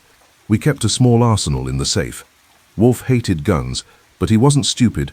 2 pistols, a shotgun, ammunition. Saul took a pistol. I already had mine. Fritz, surprisingly, revealed a small revolver from his jacket. The war, he explained simply. I have not forgotten how to use it. Josephine Hartwell spoke for the first time, her voice thin but clear. They want what I know, about the Buddha, about how to open it. Can you open it? Wolfe asked. I know part of the sequence, Thomas. Captain Hartwell told me before he died. He made me memorize it, said it was insurance. But I only know 1/5 of the pattern. The other 4 men each knew their part. Together, the 5 parts would open the compartment. Separately, they're useless. Unless, Wolfe said slowly, someone collected all 5 parts, learned them from the 5 men before killing them. Or, I added, found where Whitmore wrote them down. The papers stolen from his apartment. Another crash, this time from the front. The Dobermans went berserk, barking and snarling. I ran to the front hall to find the window next to the door shattered. Again, not broken through, just shattered. Another test. My phone rang. Kramer. Police are on the way, ETA 8 minutes. Can you hold out that long? We'll have to. But Kramer, these aren't ordinary criminals. They're organized, professional, probably former military or intelligence. You're going to need SWAT. Already calling them. Don't be a hero, Goodwin. Just stay alive until we get there. I returned to the office to find Wolfe questioning Mrs. Hartwell, his voice gentle despite the chaos outside. The Buddha was hollow, she was saying, cast in 2 pieces, then fused together so the seam was nearly invisible. Inside was a cylinder, brass, sealed with wax. The documents were wrapped in silk and placed inside the cylinder. To open it required knowing 5 specific points on the Buddha's surface, pressed in a specific sequence. Like a combination lock, I said. Exactly. Each man memorized his part of the sequence. 5 points, 5 men. Without all 5, the Buddha remains sealed. But someone has been collecting those parts, Wolfe said, torturing or threatening the men before killing them. Whitmore was the last. Now you're the only one left who knows any part of the sequence. Her eyes filled with tears. Thomas told me because he loved me. He wanted me to know the truth, to understand what he'd done. The network, the profiteering, the collaboration, it haunted him. He was going to expose it all after the war. But before he could, he died. I've kept his secret for 80 years. I thought it died with him. It didn't, Wolfe said, and now someone wants to ensure it stays buried forever. A sudden flurry of barking from all 5 dogs. Something was different about this alarm. More urgent, more aggressive. I checked the security monitor and felt my stomach drop. A man was on the front stoop, clearly visible in the porch light. Silver hair, distinguished features, expensive coat. The same man who'd been watching the house earlier. And he was holding something in his hand. I squinted at the screen. Not a gun. Something smaller. A detonator. Everyone to the basement, I shouted. Now! We moved fast. Saul helping Mrs. Hartwell. Fritz leading the way. the dogs streaming around us in controlled chaos. Wolfe moved with surprising speed for a man his size, his face set in determined lines. We'd just reached the basement stairs when the explosion hit. Not massive, not enough to destroy the house, but enough to blow in the front door, to send shrapnel through the reinforced frame, to announce that our defenses had been breached. Smoke poured through the hallway. The Dobermans were going insane, barking and snarling, footsteps above heavy boots, multiple people spreading through the first floor. "They're in the house," Saul said grimly, checking his pistol. The basement was our last refuge. Solid stone walls, one entrance defensible if we had to make a stand. Wolfe positioned himself in the far corner with Mrs. Hartwell. Fritz stood near the stairs, his little revolver steady in his hand. Saul and I took positions on either side of the door, ready to fire at anyone who came down. The 5 Dobermans were the wild card. Caesar stood at the base of the stairs, every muscle tensed. Mars was beside him, lips pulled back from teeth that could tear flesh. Apollo, Minerva, and Diana formed a second line of defense. Footsteps on the stairs. Slow, deliberate, confident. "Mr. Wolfe," a voice called down. Cultured, educated, with a trace of European accent. The silver-haired man. "This is pointless. I have men throughout your house. The police are coming, yes, but I'll be gone long before they arrive. All I want is the old woman. Give her to me, and I'll leave peacefully. Everyone else lives." "Who are you?" Wolfe called back. A pause. Then, "I am the son of one of your 5 conspirators. My father was Colonel Heinrich Kellerman, attached to OSS operations in China. He and his 4 partners created an insurance policy that has hung over my family like a curse for 80 years. I've spent my life protecting that secret, protecting my father's reputation, my family's fortune. I won't let it end now." "You've killed 4 people," Wolfe said. 4 who threatened to expose the truth. Dr. Cordell was foolish enough to help you. She paid for that foolishness. The others knew too much, talked too much. They chose their fates. And Mrs. Hartwell? She's 93 years old, poses no threat. She knows part of the sequence. I have the other 4 parts. With hers, I can open the Buddha, retrieve the evidence, destroy it.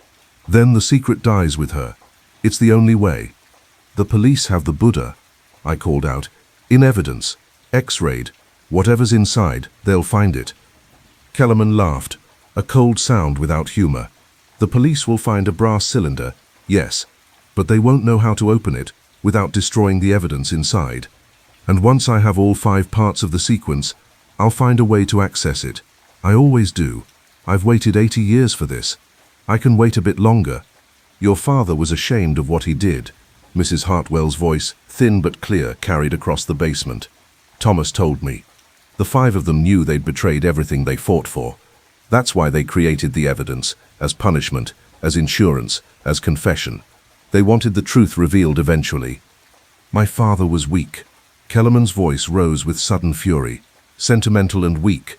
He should have destroyed the evidence, not hidden it. But he didn't, and now I have to clean up his mistake, starting with you, old woman." I heard movement at the top of the stairs. Caesar's growl deepened. Mars began to bark. "Let the dogs loose," Wolfe said quietly. I looked at him. "They'll be killed. They'll also give us time. The police are 3 minutes away. We need 3 minutes." I hesitated, then gave the signal. Caesar and Mars launched themselves up the stairs like furry missiles. The screaming started immediately. Men shouting, dogs snarling, gunshots, but not many, probably afraid of hitting each other in the chaos. The other 3 Dobermans remained with us, Diana whining softly, Minerva and Apollo alert and ready. Above us, complete pandemonium. Caesar and Mars were doing their job, not killing, but creating chaos, creating fear, buying us time. Then sirens, beautiful, wailing sirens getting closer. "Police," someone shouted outside. "Drop your weapons." More gunshots, but these were different. Deliberate, controlled. Kramer's people had arrived. Kellerman's voice furious and fading. "Fall back, fall back." Running footsteps above, heading toward the back of the house. The garden exit. I started up the stairs, but Wolfe stopped me. "Let them go. Kramer will catch them. Our priority is Mrs. Hartwell's safety." By the time we emerged from the basement 5 minutes later, the Brownstone looked like a war zone. The front door was destroyed, blown off its hinges. Windows were shattered. Bullet holes peppered the walls. The beautiful entryway Fritz kept so immaculate was covered in broken glass and debris. But Caesar and Mars were alive, standing over a man they'd cornered near the kitchen. The man was bleeding from multiple bite wounds but alive. 2 others lay unconscious in the hallway, victims of Doberman justice. Kramer was in the front hall, surrounded by a dozen heavily armed officers. He looked at the destruction, at us, at the trembling elderly woman Saul was supporting, and his face went purple. "Someone," he said in a voice of dangerous calm, "is going to explain this. Now." Wolfe, covered in dust, his suit rumpled for perhaps the first time in his life, surveyed his ruined brownstone with an expression of profound disgust. "Inspector," he said heavily, "I believe we can now identify our murderer. His name is Heinrich Kellerman Jr., son of an OSS colonel who was part of a wartime profiteering network. He's been systematically eliminating everyone who knows about evidence hidden inside the bronze Buddha, evidence that would destroy his family's reputation and fortune." "Where is he?" "He fled through the garden. Your men may still catch him." But even as Wolfe spoke, I knew Kellerman was gone. A man who'd killed 4 people and orchestrated this attack wasn't going to be caught by a simple police cordon.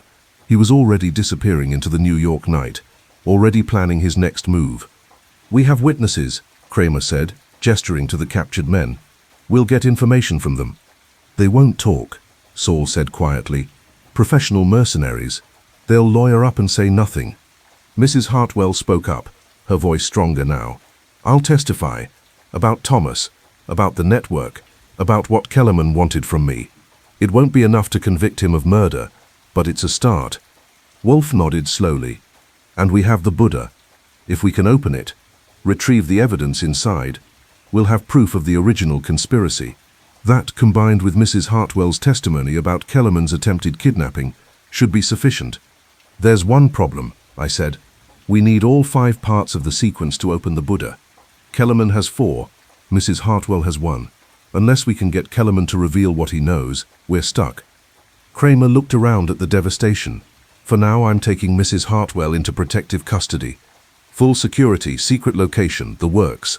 Nobody gets near her until we've rounded up Kellerman and his people." He turned to Wolfe. "As for you, I'm stationing officers outside what's left of your house. I'd suggest you find somewhere else to stay for a few days." "I will not be driven from my home," Wolfe said flatly. "Your home is a crime scene and a target.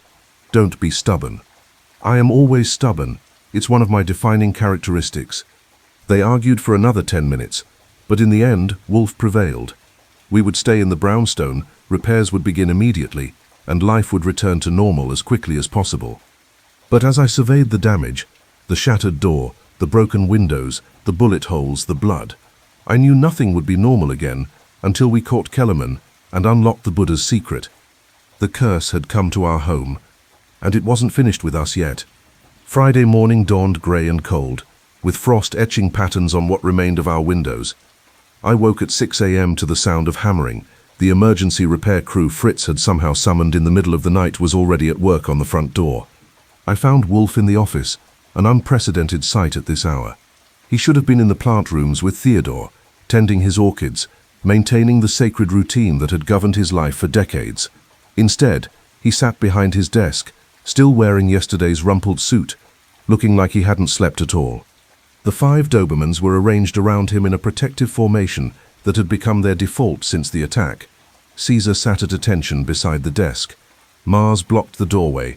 Apollo maintained watch at the boarded-up window. Minerva had stationed herself near the hall. Diana, still skittish from last night's violence, pressed close to Wolfe's chair. "You haven't been to bed," I observed. "Sleep is a luxury we cannot afford." His voice was heavy with fatigue, and something else, determination perhaps, or resignation. "I've been thinking about our situation. Kellerman is still free, still dangerous, still determined to obtain Mrs. Hartwell's portion of the sequence. The police have the Buddha, but without the complete sequence, it remains sealed. We are at an impasse. So what do we do?" He was silent for a long moment, staring at his hands folded on the desk. When he spoke, his voice was quiet but firm. "We break the impasse. We find Kellerman before he finds another way to get to Mrs. Hartwell. We discover how to open the Buddha ourselves, and we do both by doing something I have not done in 7 years. I felt a chill that had nothing to do with the broken windows. You're going to leave the Brownstone. I am going to investigate. Actively, in person. He looked up at me, and I saw something in his eyes I rarely saw, uncertainty. The Brownstone has been my fortress, my refuge, my controlled environment, where I could think and deduce without the chaos of the outside world. But that luxury has become a prison. If I remain here, I'm blind. I must see what needs to be seen, question whom needs to be questioned, examine what needs to be examined. Where do we start? With the Buddha itself. Inspector Kramer arranged for advanced imaging at Mount Sinai Hospital this morning. The X-rays will show us exactly what's inside the brass cylinder, the documents, perhaps even clues to the opening mechanism. I intend to be present for that examination. Kramer's not going to like that.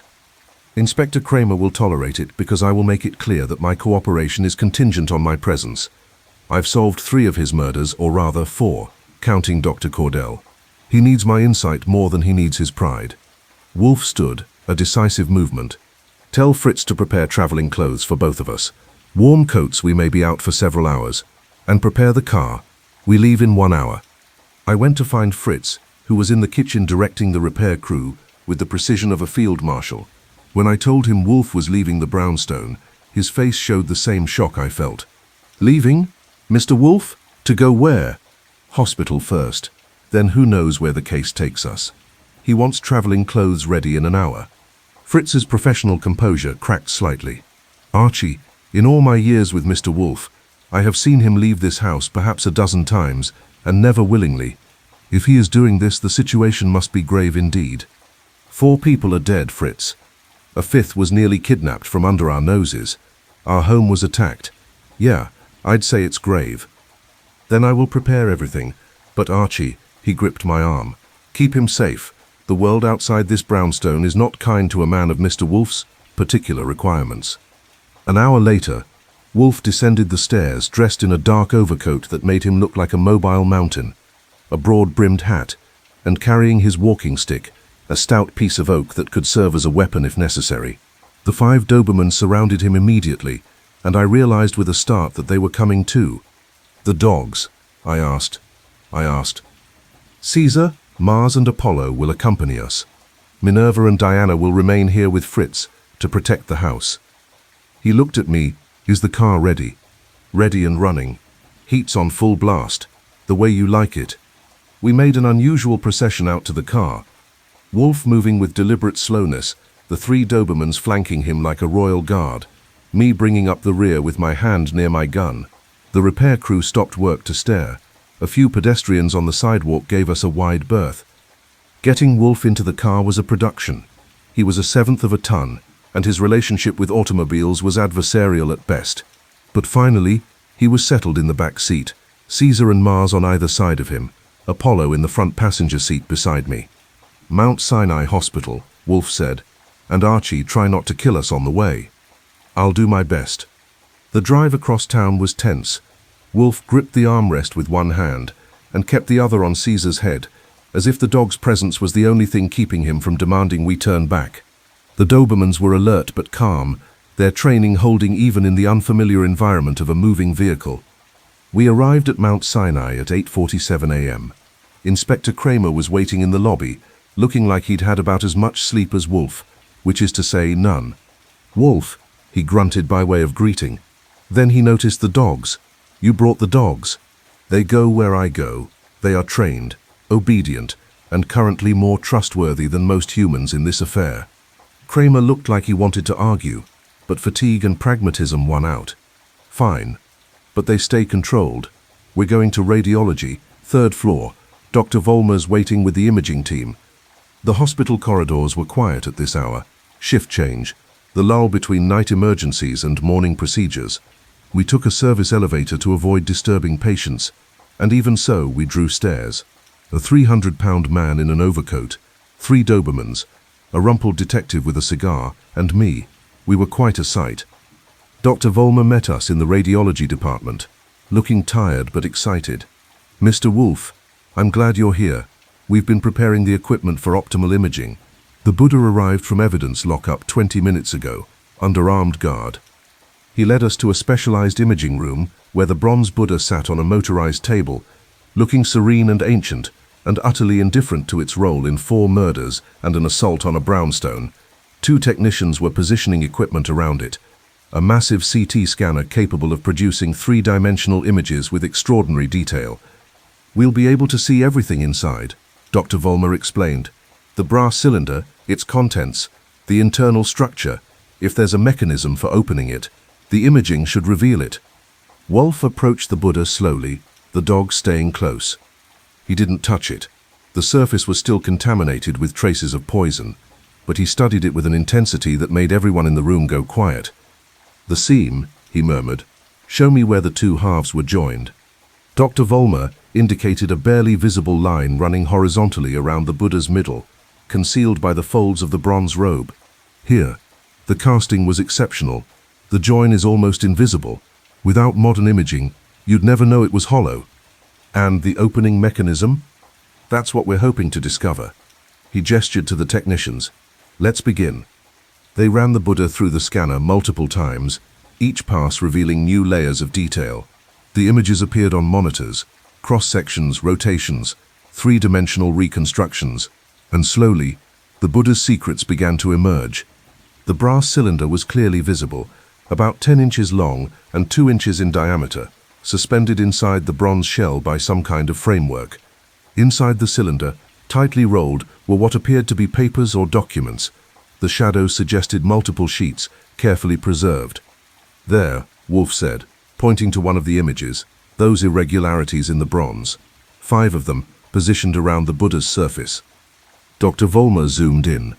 The irregularities Wolfe had spotted were tiny mechanisms, bronze pins or buttons, each one connected to an internal system of levers and springs that led to the central cylinder. "It's a lock," one of the technicians breathed. "A mechanical lock built into the statue. Press the 5 points in the correct sequence, and the mechanism releases the cylinder." 5 points, I said. 5 men. Each one knew which point to press and when. Together they could open it. Separately, useless. "Not entirely useless," Wolfe corrected. "Each man's knowledge was a bargaining chip, a form of insurance. As long as all 5 were alive and all 5 needed to agree, the secret was safe. But once someone began collecting the individual pieces of the sequence, they could open it alone," Kramer finished. "Which is why Kellerman killed them. He's been gathering the complete sequence." "Can we determine the sequence from the imaging?" Wolfe asked Dr. Vollmer. "No. The mechanism shows us where the release points are, but not the order in which they must be pressed. That knowledge was the key, literally. Without it, the Buddha remains sealed, or could be forced open, destroying the documents inside," I added. Wolfe turned from the monitors, his face thoughtful. "We need to find Kellerman before he completes his collection. He has 4/5 of the sequence. Mrs. Hartwell has the final 5th. If he obtains it, he can open the Buddha, destroy the evidence, and disappear." "Mrs. Hartwell is in protective custody," Kramer said. "Secret location, maximum security. Kellerman can't get to her." "Can't he?" Wolfe's tone was skeptical. "He orchestrated 4 murders without leaving evidence. He assembled a team of professional mercenaries to assault a fortified brownstone. He has resources, intelligence, and absolute commitment. I would not underestimate his ability to locate even a well-hidden witness. So what do you suggest?" Wolfe was quiet for a moment, thinking. "Then, we need to understand Kellerman better. His resources, his connections, his vulnerabilities.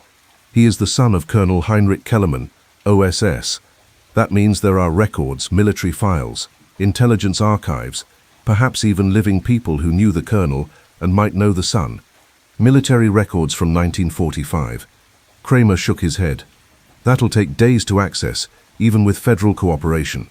"Then we find another source." Wolfe turned to me. "Archie, Lon Cohen at the Gazette. He has contacts everywhere, including military historians and intelligence community sources. Call him. I want everything available on Colonel Heinrich Kellerman, service record, post-war activities, family, business connections, everything." I made the call right there, putting Lon on speaker. He answered, sounding harassed. "Archie, I'm on deadline. This better be. Lon, we need deep background on a Colonel Heinrich Kellerman, OSS, served in China during World War II. Everything you can find, and we need it fast. How fast? An hour ago would be good. I heard keyboard clicking. Kellerman, Heinrich, okay. I'm seeing some hits. This is going to cost you, Archie. Exclusive on the Buddha story when this is over. Deal. What have you got? Preliminary stuff. Kellerman, Heinrich, born 1910 in Boston, Harvard graduate. Recruited by OSS in 1942, assigned to China Theater. Decorated for valor, but there are some notations here that are interesting. Questions about his financial activities, allegations of black market dealings, suggestions of collaboration with Chinese criminal elements. Nothing proven, nothing prosecuted. He died in 1995, age 85, wealthy and respected. Family, survived by wife Constance and son Heinrich Jr., who would be 73 now. Jr. followed in Daddy's footsteps, military intelligence, career officer, retired from DIA in 2008 with rank of colonel. Since then, private security consulting, corporate intelligence work, basically using his government connections for profit. Current location? That's where it gets murky. He maintains apartments in New York, London and Singapore, but actual residence is unknown. The guy's a ghost, probably learned how to disappear from his intelligence days. Wolfe leaned toward the phone. Mr. Cohen, this is Nero Wolfe. Can you determine what companies retain Heinrich Kellerman Jr. for consulting work? Mr. Wolfe, I didn't know you left your house for anything short of orchid emergencies. Give me a few minutes, I'll check corporate filings, business registrations, known associates. While we waited, Dr. Vollmer's team continued imaging the Buddha from every angle, building a complete digital model. Kramer made calls to federal agencies, trying to access classified files on the elder Kellerman's wartime activities. The Dobermans remained alert, Caesar occasionally checking the doorway, Mars watching Wolfe intently, Apollo maintaining surveillance of the hospital corridor beyond our imaging room. Lon came back on the line.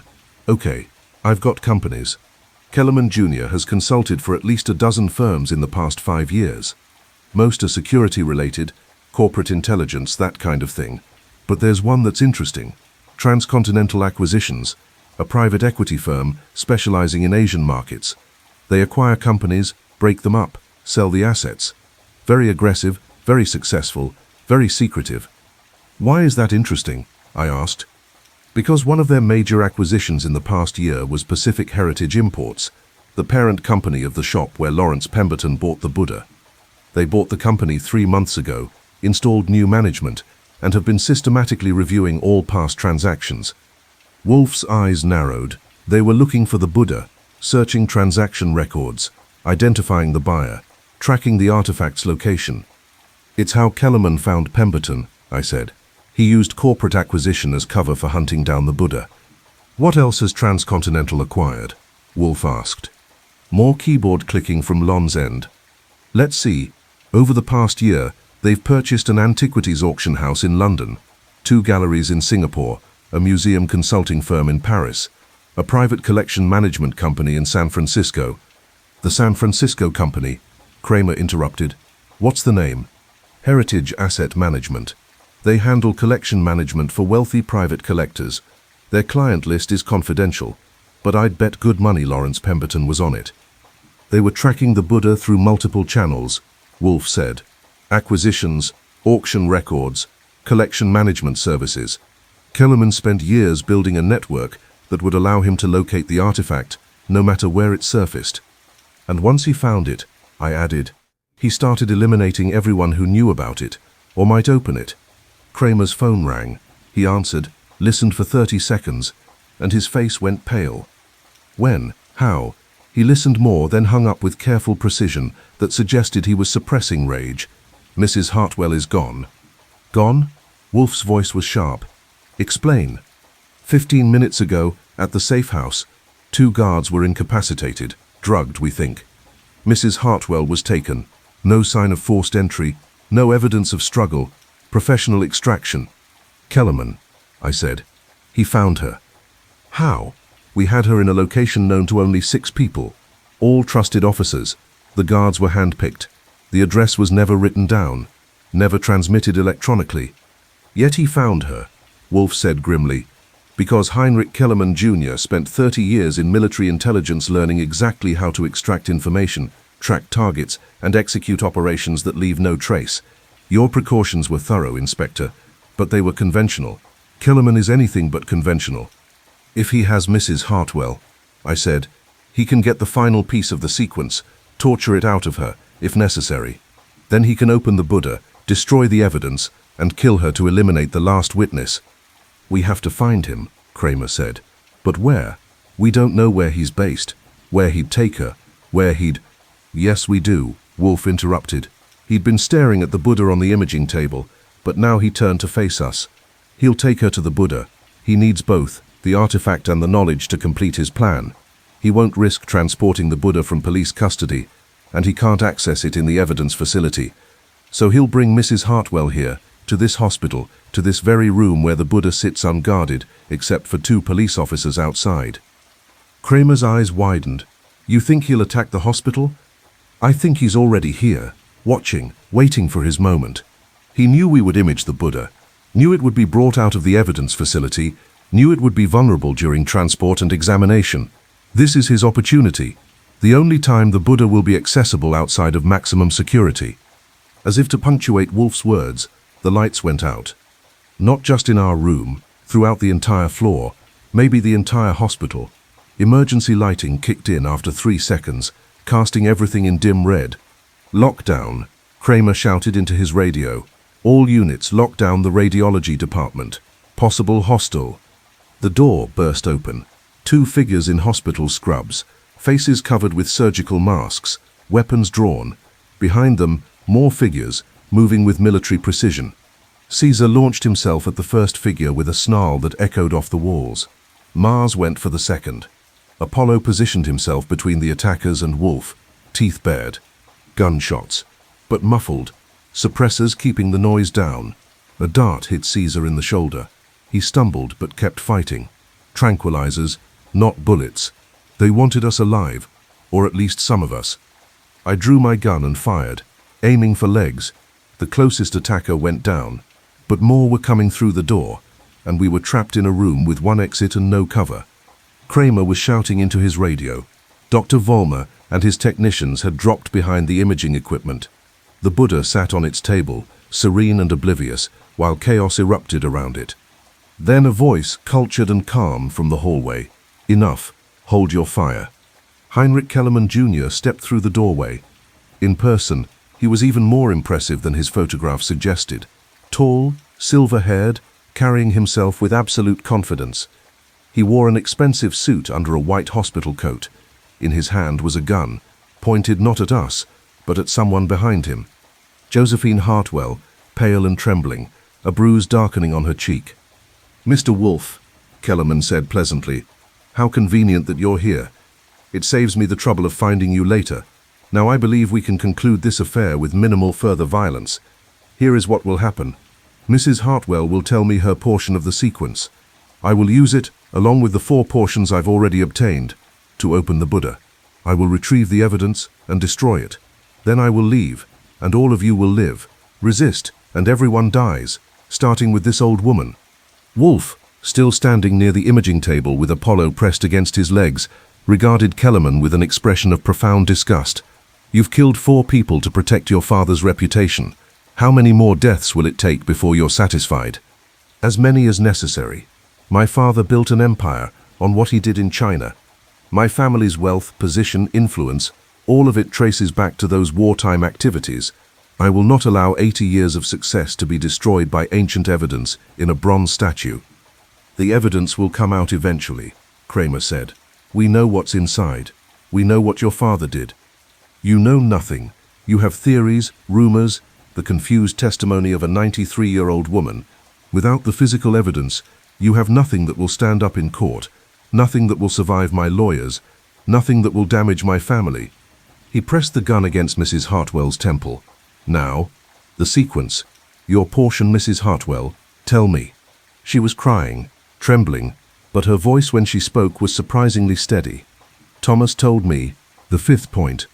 The left hand, the tip of the middle finger, pressed last. after the others. And the pressure required, the duration. Firm pressure, 3 seconds, released slowly. That's all I know. Kellerman smiled. Good, very good. He looked at his men. Bring the Buddha. 2 of them moved toward the imaging table. Apollo growled, and one raised his tranquilizer gun, but Wolfe spoke.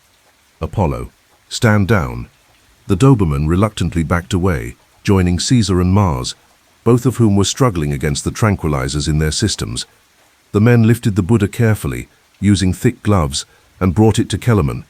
He set Mrs. Hartwell aside, keeping his gun trained on Wolfe. Then, with his free hand, he began pressing points on the Buddha's surface. The right foot, he murmured. The base, firm pressure, 2 seconds. The left knee, the fold of the robe, light pressure, 1 second. The right hand, the palm, very firm, 4 seconds. The crown of the head, the center point, medium pressure, 3 seconds. With each pressure point, I heard a faint click from inside the Buddha. Ancient mechanisms engaging, bronze levers moving, springs compressed 80 years ago finally releasing. And now, Kellerman said, the final point. The left hand, middle finger, firm pressure, 3 seconds. He pressed, held, released slowly. For a moment, nothing happened. Then, with a sound like a sigh, the Buddha's 2 halves separated along the hidden seam. The bottom half remained on the table. The top half lifted slightly, revealing the brass cylinder inside, suspended in a framework of bronze supports. Kellerman reached in with gloved hands and withdrew the cylinder. It was exactly as the imaging had shown, 10 inches long, 2 inches in diameter, sealed with wax at both ends. 80 years, he breathed. 80 years of searching, planning, eliminating threats, and finally, it's mine.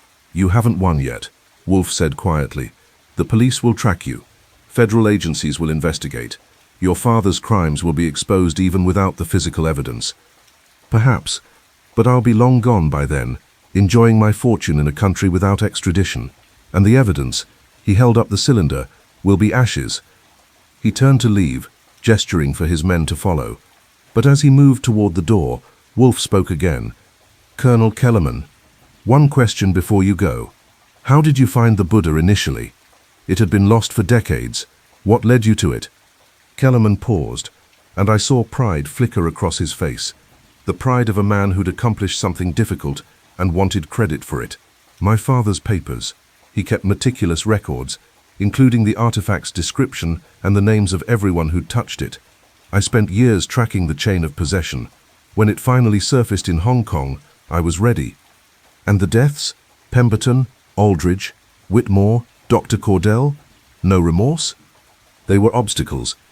I eliminated obstacles. It's what I was trained to do. But you made one mistake, Wolfe said. A significant one. Kellerman's eyes narrowed. I've made no mistakes.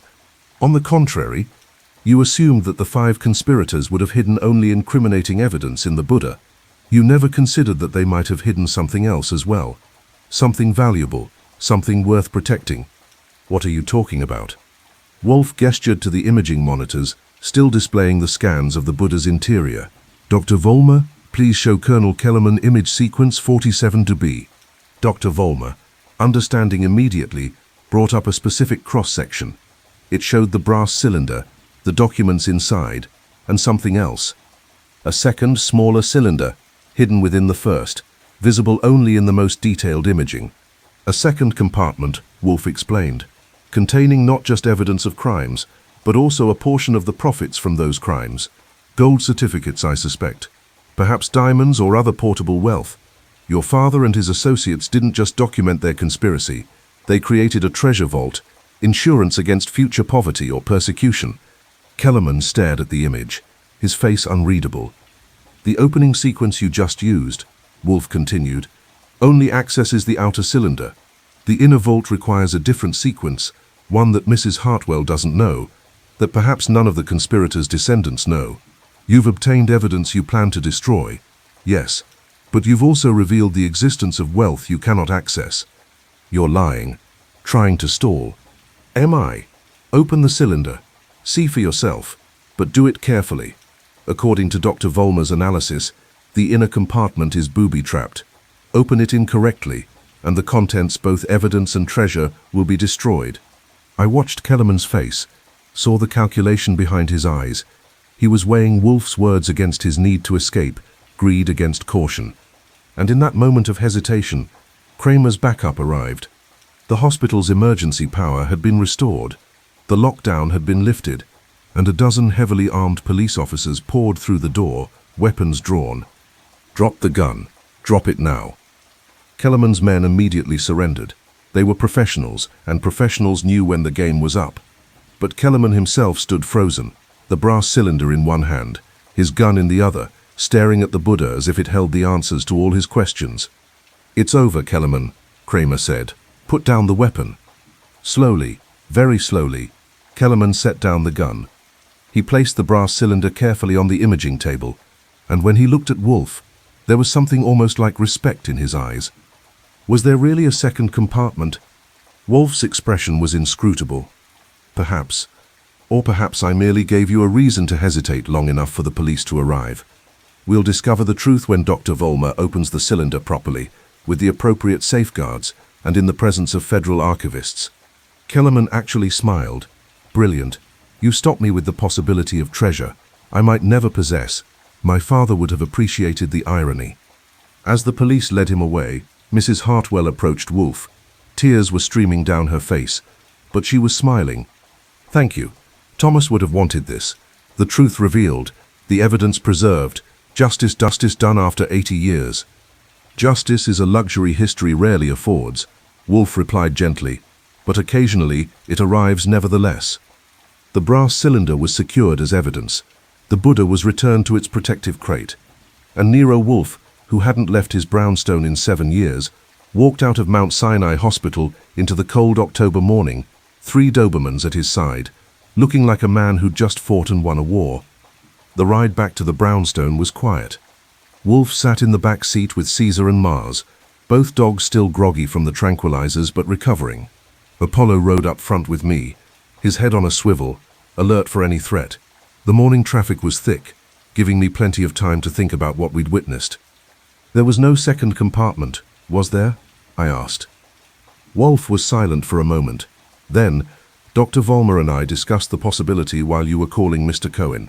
The imaging showed unusual density patterns within the brass cylinder, consistent with either a double-walled construction or objects of varying mass inside. It could have been a second compartment, or it could have been the uneven distribution of aged documents and wax sealant. In other words, you bluffed." I presented a plausible hypothesis that gave Kellerman pause. The fact that it achieved the desired result is all that matters. He killed 4 people, Wolfe, 4, and he would have killed Mrs. Hartwell too if we hadn't stopped him. "Yes, and now he will face justice for those crimes. But Archie," he shifted in his seat to look at me, "consider what we've truly accomplished. We've exposed a conspiracy 80 years in the making. We've brought a murderer to justice. We've protected an elderly woman from assassination, and we've ensured that historical truth, however ugly, will be revealed rather than buried. You think that's enough? I think it's what we were hired to do, though in this case, we were not hired so much as maneuvered into service by someone who knew exactly how to appeal to my intellectual vanity." I thought about the original note, the mysterious friend who'd sent us the Buddha. You know who sent it? The Buddha, the warning, the challenge. I have a hypothesis, but we'll need to examine the brass cylinder's contents to confirm it. We arrived back at the Brownstone to find Fritz directing the final repairs. The front door was new, solid oak with steel reinforcement, courtesy of an emergency order Fritz had placed with a security company that specialized in fortified entrances. The windows were being replaced with even thicker bulletproof glass. The office was being repainted to cover the bullet holes. Minerva and Diana greeted us at the door, their reunion with the other 3 Dobermans, joyful despite the lingering tension in the house. Fritz appeared from the kitchen, relief evident on his face. "Mr. Wolfe, thank God. I saw the news, the hospital lockdown, reports of an armed incident. Are you injured?" "I am intact. Tired, but intact. Has Inspector Kramer called?" "Twice. He said to tell you the cylinder will be opened at the police laboratory at 3 p.m. this afternoon, with federal archivists present. He said you're invited to observe, though he seemed displeased about extending the invitation. Wolfe consulted his watch. 11:30 a.m., time for lunch then. And Archie, call Saul, Fred and Ori. I want them here at 2 p.m. There are details to be finalized before we witness the cylinder's opening. Over lunch, Fritz's magnificent coq au vin, which Wolfe barely touched, we reviewed the case's remaining questions. The brass cylinder would answer some, but others required human investigation. Kellerman is in custody, I said between bites, but what about his mercenaries? The men who attacked us, who helped him kidnap Mrs. Hartwell? In custody as well, according to Kramer's last update. But they're professionals. They'll reveal nothing without incentive. We'll need leverage to gain their cooperation. Leverage like what? Like the truth about what's inside the cylinder. If it contains wealth as well as evidence, those mercenaries might be persuaded to testify against Kellerman in exchange for consideration. Criminals are pragmatic creatures. Saul, Fred and Ori arrived promptly at 2 p.m. We gathered in the office, freshly painted, still smelling of primer but functional. The 5 Dobermans distributed themselves around the room, Caesar and Mars taking their positions near Wolfe, the others maintaining perimeter watch. Gentlemen, Wolfe began, the primary mystery is solved. Heinrich Kellerman Jr. is in custody, charged with 4 murders and multiple other crimes, but there are peripheral questions that require resolution. He turned to Saul, the companies Kellerman used as cover for tracking the Buddha, Transcontinental Acquisitions and its subsidiaries. I want to know who else was involved. He couldn't have operated alone. There must be partners, financiers, others who knew what he was doing and enabled it.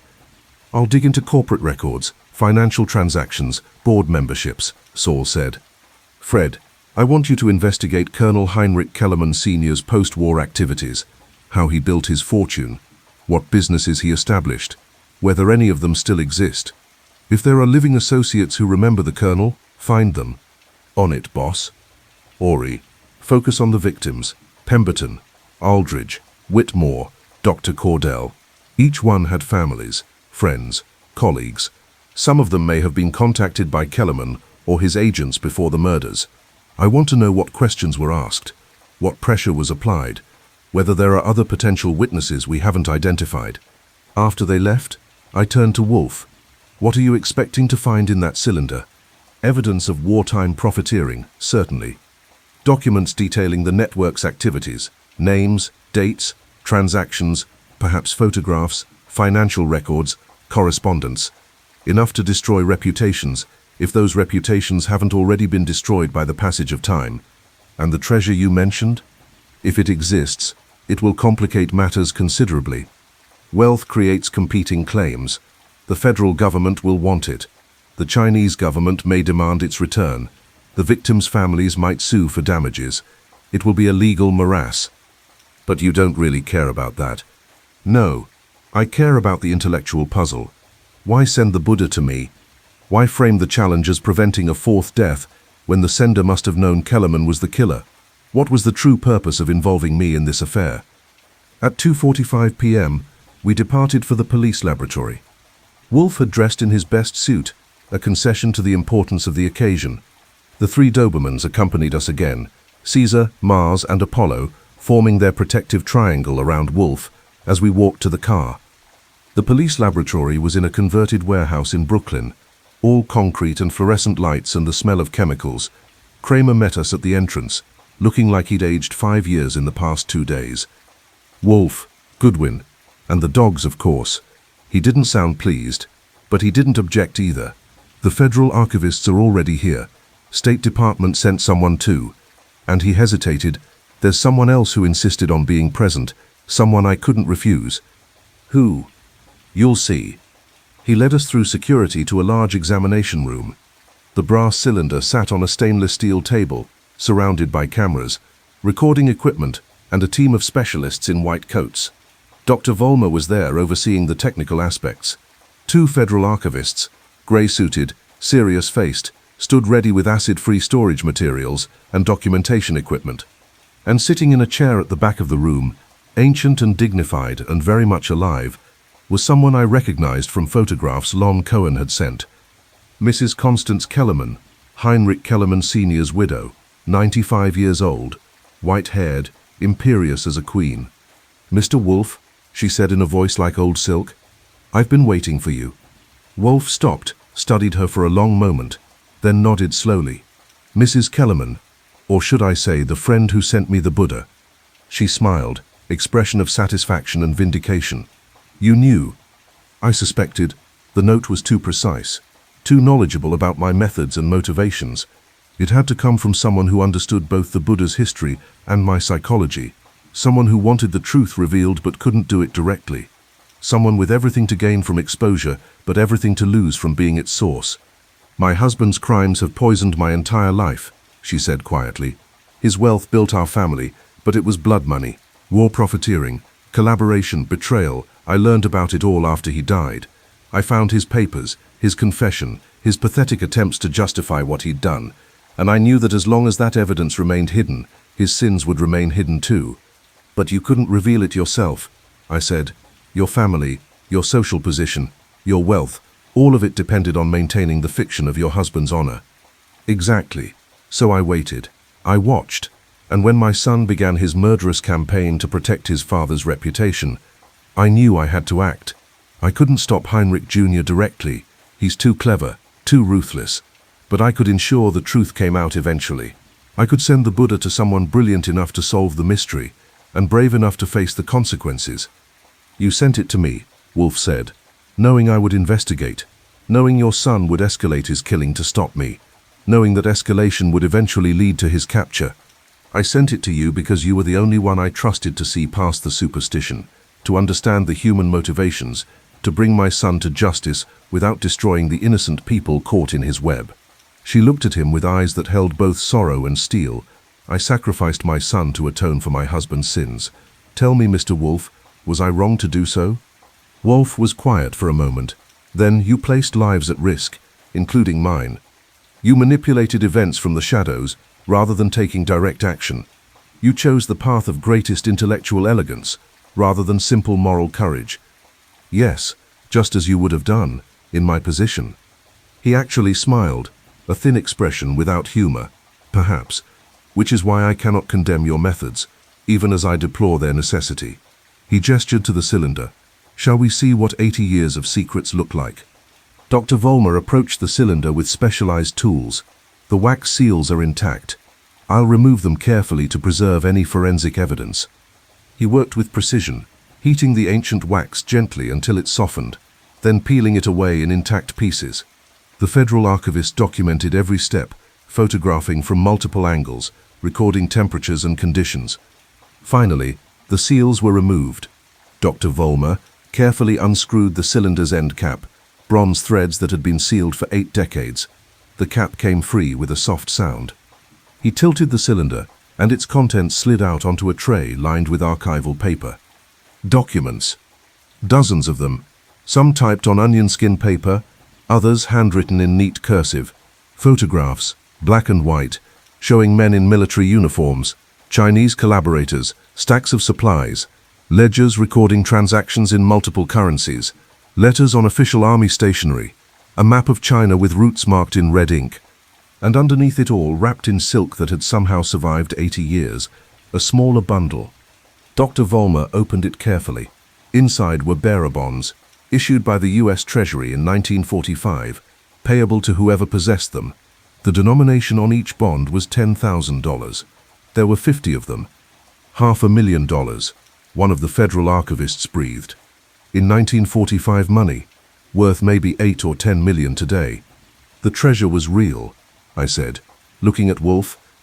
A portion of the profits, he corrected. Insurance for the 5 conspirators, proof of their crimes, yes, but also a nest egg in case their activities were discovered and they needed to flee. The archivists began carefully separating and cataloging the documents. As they worked, the story emerged piece by piece.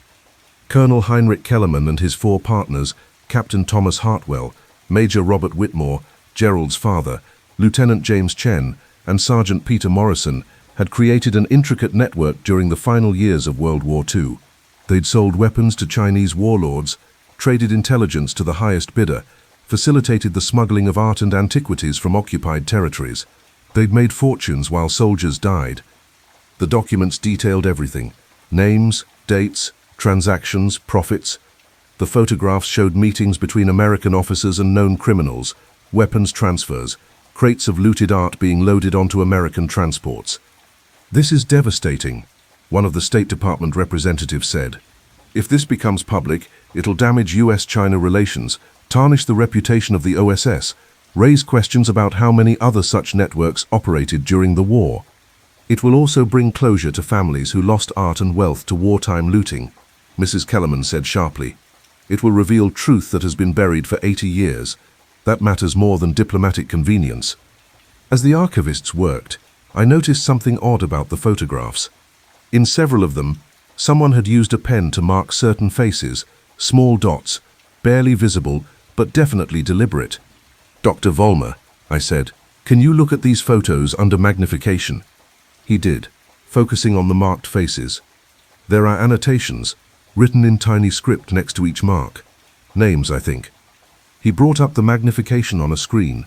The annotations became visible, names written in ink so fine it was almost invisible to the naked eye, and beside each name, a date. I felt something cold settle in my stomach as I read them. "Wolfe, look at this." He studied the screen. The names were all Chinese, members of the resistance who'd collaborated with the American network, and the dates beside each name were all from late 1945 and early 1946.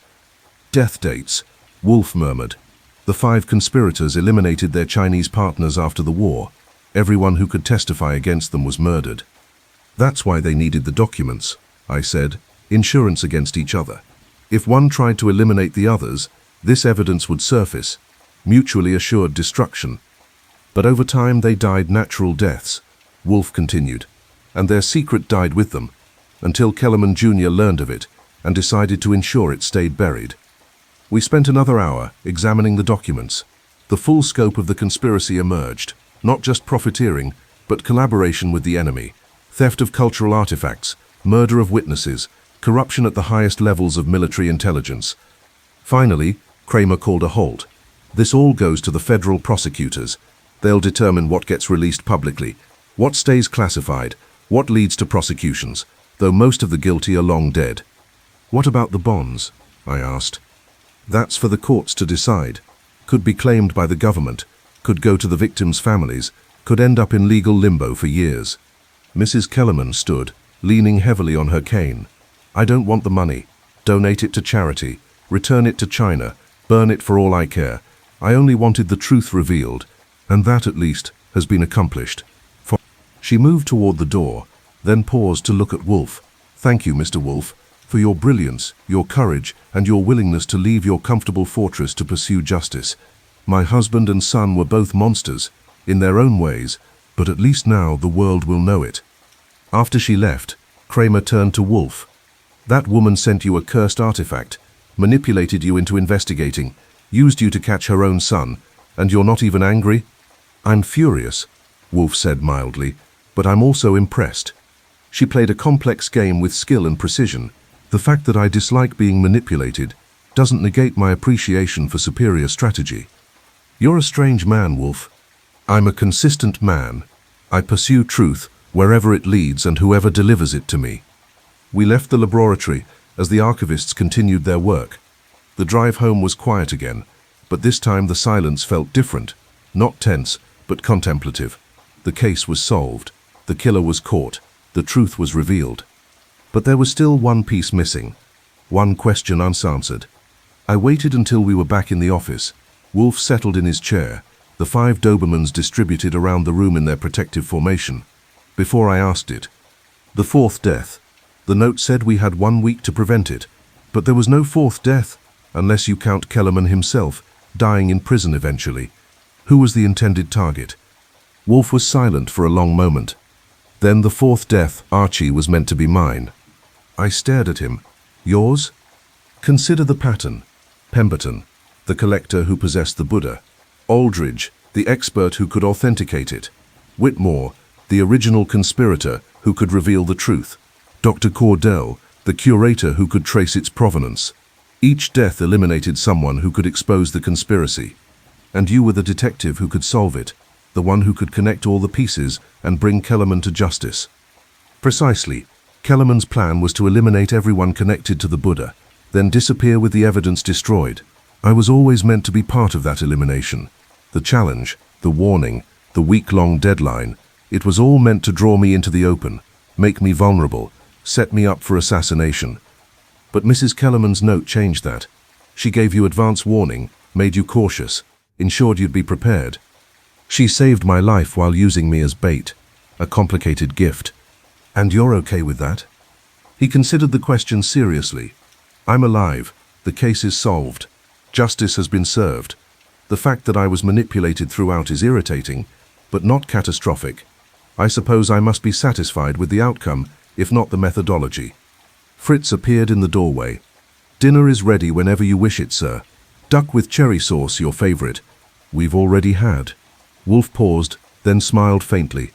Ah, you prepared this for my return, assuming I would survive to enjoy it. I never doubted it, sir. As we moved toward the dining room, I reflected on the past few days.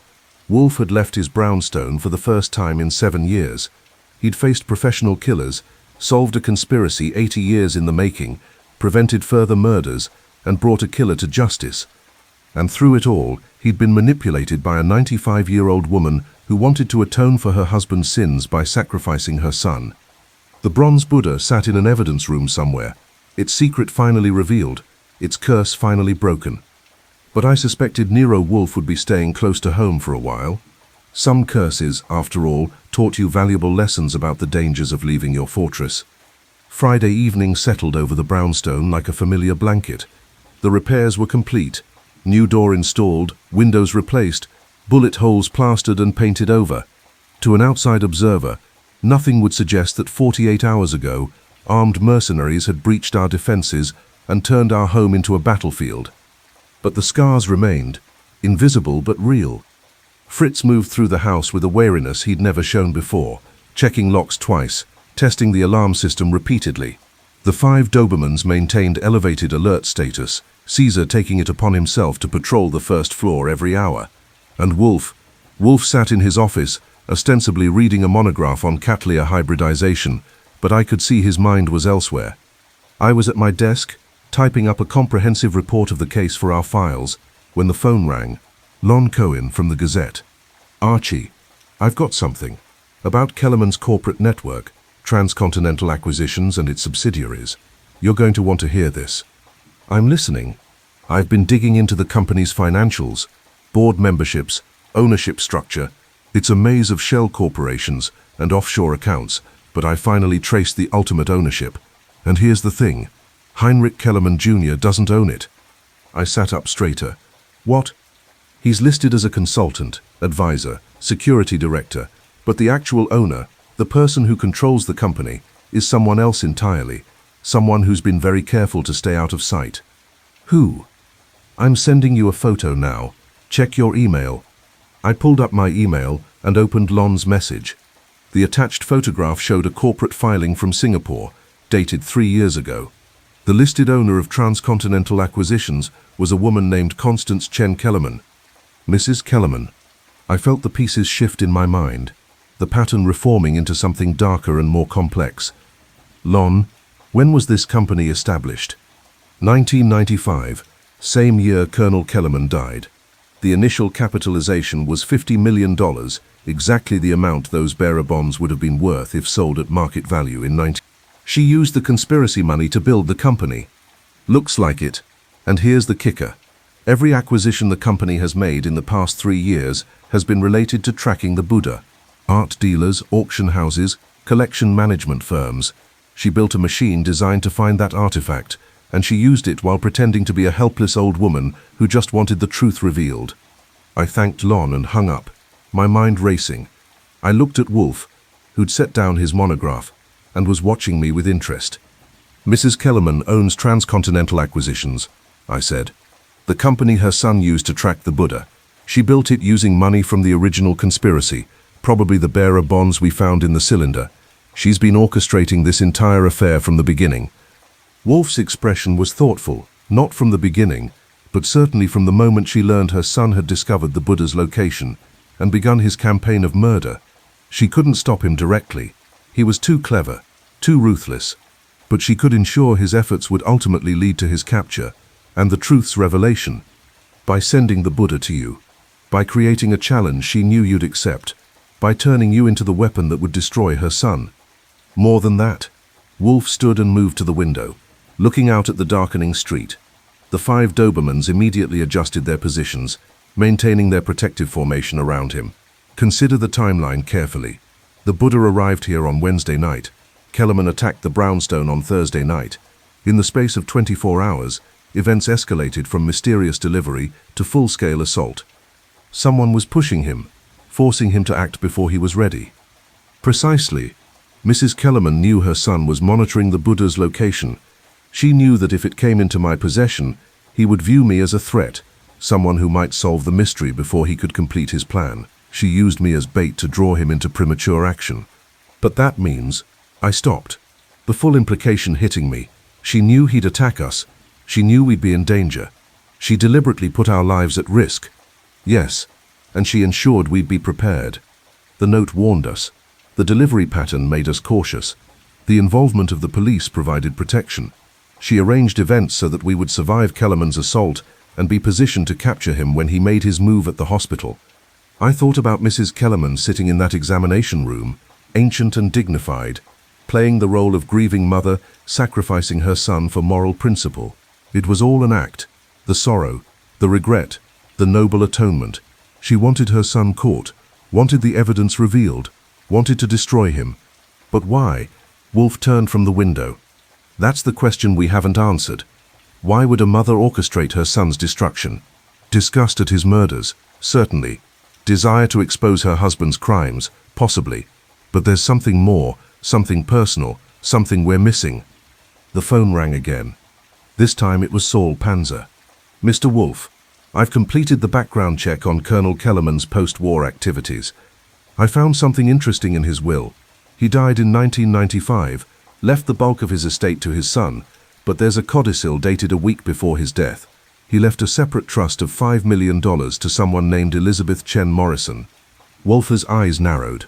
Morrison. One of the 5 conspirators was named Peter Morrison. Right. And Elizabeth Chen Morrison turns out to be his granddaughter, daughter of James Chen, another conspirator, and Morrison's daughter. She's now 68 years old, lives in San Francisco, and according to records I found, she and Heinrich Kellerman Jr. were engaged to be married in Engaged but never married, I said. What happened? The engagement was broken off abruptly. No public explanation, but I found society page mentions suggesting there was a scandal, something that destroyed the relationship. After that, Elizabeth disappeared from public view. She lives quietly now, rarely seen, no social presence. Wolfe returned to his desk and lowered himself into his chair with the careful precision of a man thinking hard. Archie, call Mrs. Kellerman. Tell her I know about transcontinental acquisitions, about her ownership, about her manipulation of events. Tell her I want to see her here, tonight, for a full accounting. If she refuses, inform her that I'll share my findings with federal prosecutors in the morning. I made the call. Mrs. Kellerman's assistant, a crisp-voiced woman who sounded like she could run a corporation or lead a military unit with equal efficiency, put me through immediately. Mr. Goodwin. Mrs. Kellerman's old silk voice came through the phone. I've been expecting this call. Mr. Wolfe has discovered my secret. Several of them, actually. He wants to see you. Tonight, at the Brownstone. Of course he does. Tell him I'll be there in 1 hour. And Mr. Goodwin, tell him I'm prepared to explain everything. It's time the complete truth came out. She arrived exactly 60 minutes later, driven by a chauffeur in a town car that probably cost more than most people's houses. Fritz showed her to the office, where Wolfe waited with the 5 Dobermans arranged around his desk like a living barrier. Mrs. Kellerman settled into the red leather chair with the ease of someone accustomed to command. She looked at Wolfe with eyes that were sharp despite their age, evaluating, measuring. You know, she said simply, I know that you own transcontinental acquisitions. I know that you built it using money from your husband's wartime conspiracy. I know that you orchestrated events to ensure your son's capture while pretending to be motivated by moral principle. What I don't know is why. What drove you to destroy your own son? She was silent for a long moment, her gaze distant, lost in memories. When she spoke, her voice was softer, touched with genuine pain. My husband was a monster. I learned that too late after we married, after my son was born, after I'd built my life around his lies. But I stayed. I kept his secrets. I benefited from his blood money. For 50 years I was complicit in his crimes through my silence. That doesn't explain. I'm not finished, Mr. Wolfe. Steel entered her voice. When my husband died in 1995, he left me his confession, a letter detailing everything, the network, the profiteering, the murders, the collaboration. He wanted me to know what he'd done, what our wealth was built on, and he told me about the Buddha, about the evidence hidden inside, about the 5-part sequence that would open it. He gave you 1/5 of the sequence. He gave me all 5 parts. Over the years, as his partners died, my husband collected their knowledge. He intended to open the Buddha himself, destroy the evidence, ensure the secret died with him. But he died before he could do it, and he left the complete sequence to me. Insurance, he called it. A way for me to protect our family if the truth ever threatened to surface. I leaned forward. So you've been able to open the Buddha all along. You didn't need your son's murderous campaign. You could have accessed the evidence any time. Yes, but I was a coward. I had the power to reveal the truth, to expose the conspiracy, to make amends for my husband's crimes. But I did nothing. I sat on that knowledge for 20 years, letting the secret fester, letting the dead remain unavenged. What changed? Wolfe asked. Her face twisted with something between rage and sorrow. My son, Heinrich Jr., learned about the Buddha from his father's papers. Not the complete sequence, but enough to know it existed and what it contained. He became obsessed with protecting his father's reputation, with ensuring the conspiracy remained hidden. And when he discovered the Buddha had surfaced in Hong Kong, he began his campaign. The murders. I didn't know at first, but when Lawrence Pemberton died, when Dr. Aldridge followed, I began to suspect. My son had his father's ruthlessness, his father's moral blindness. He was willing to kill to protect a dead man's reputation. So you decided to stop him. I decided to use him. She met Wolfe's eyes directly. I'm not a good person, Mr. Wolfe. I'm not driven by noble principles or moral courage. I'm driven by revenge. My son killed those people to protect his father's legacy. I wanted to destroy that legacy. I wanted the world to know what my husband was, what crimes built our fortune, what blood stained our family name. And I wanted my son to be the instrument of that revelation. By sending the Buddha to me, by creating a situation where he would be forced to reveal himself, to escalate his actions, to make mistakes, I knew he would view you as a threat. I knew he would attack. And I knew that attack would lead to his capture and the evidence's discovery. You sacrificed your son to punish your husband. I sacrificed my son because he was his father's son in every way that matters. The same cruelty, the same selfishness, the same willingness to destroy others for personal gain. He needed to be stopped, and I needed the truth revealed. One action accomplished both goals. Wolfe was silent, studying her with an expression I couldn't quite read.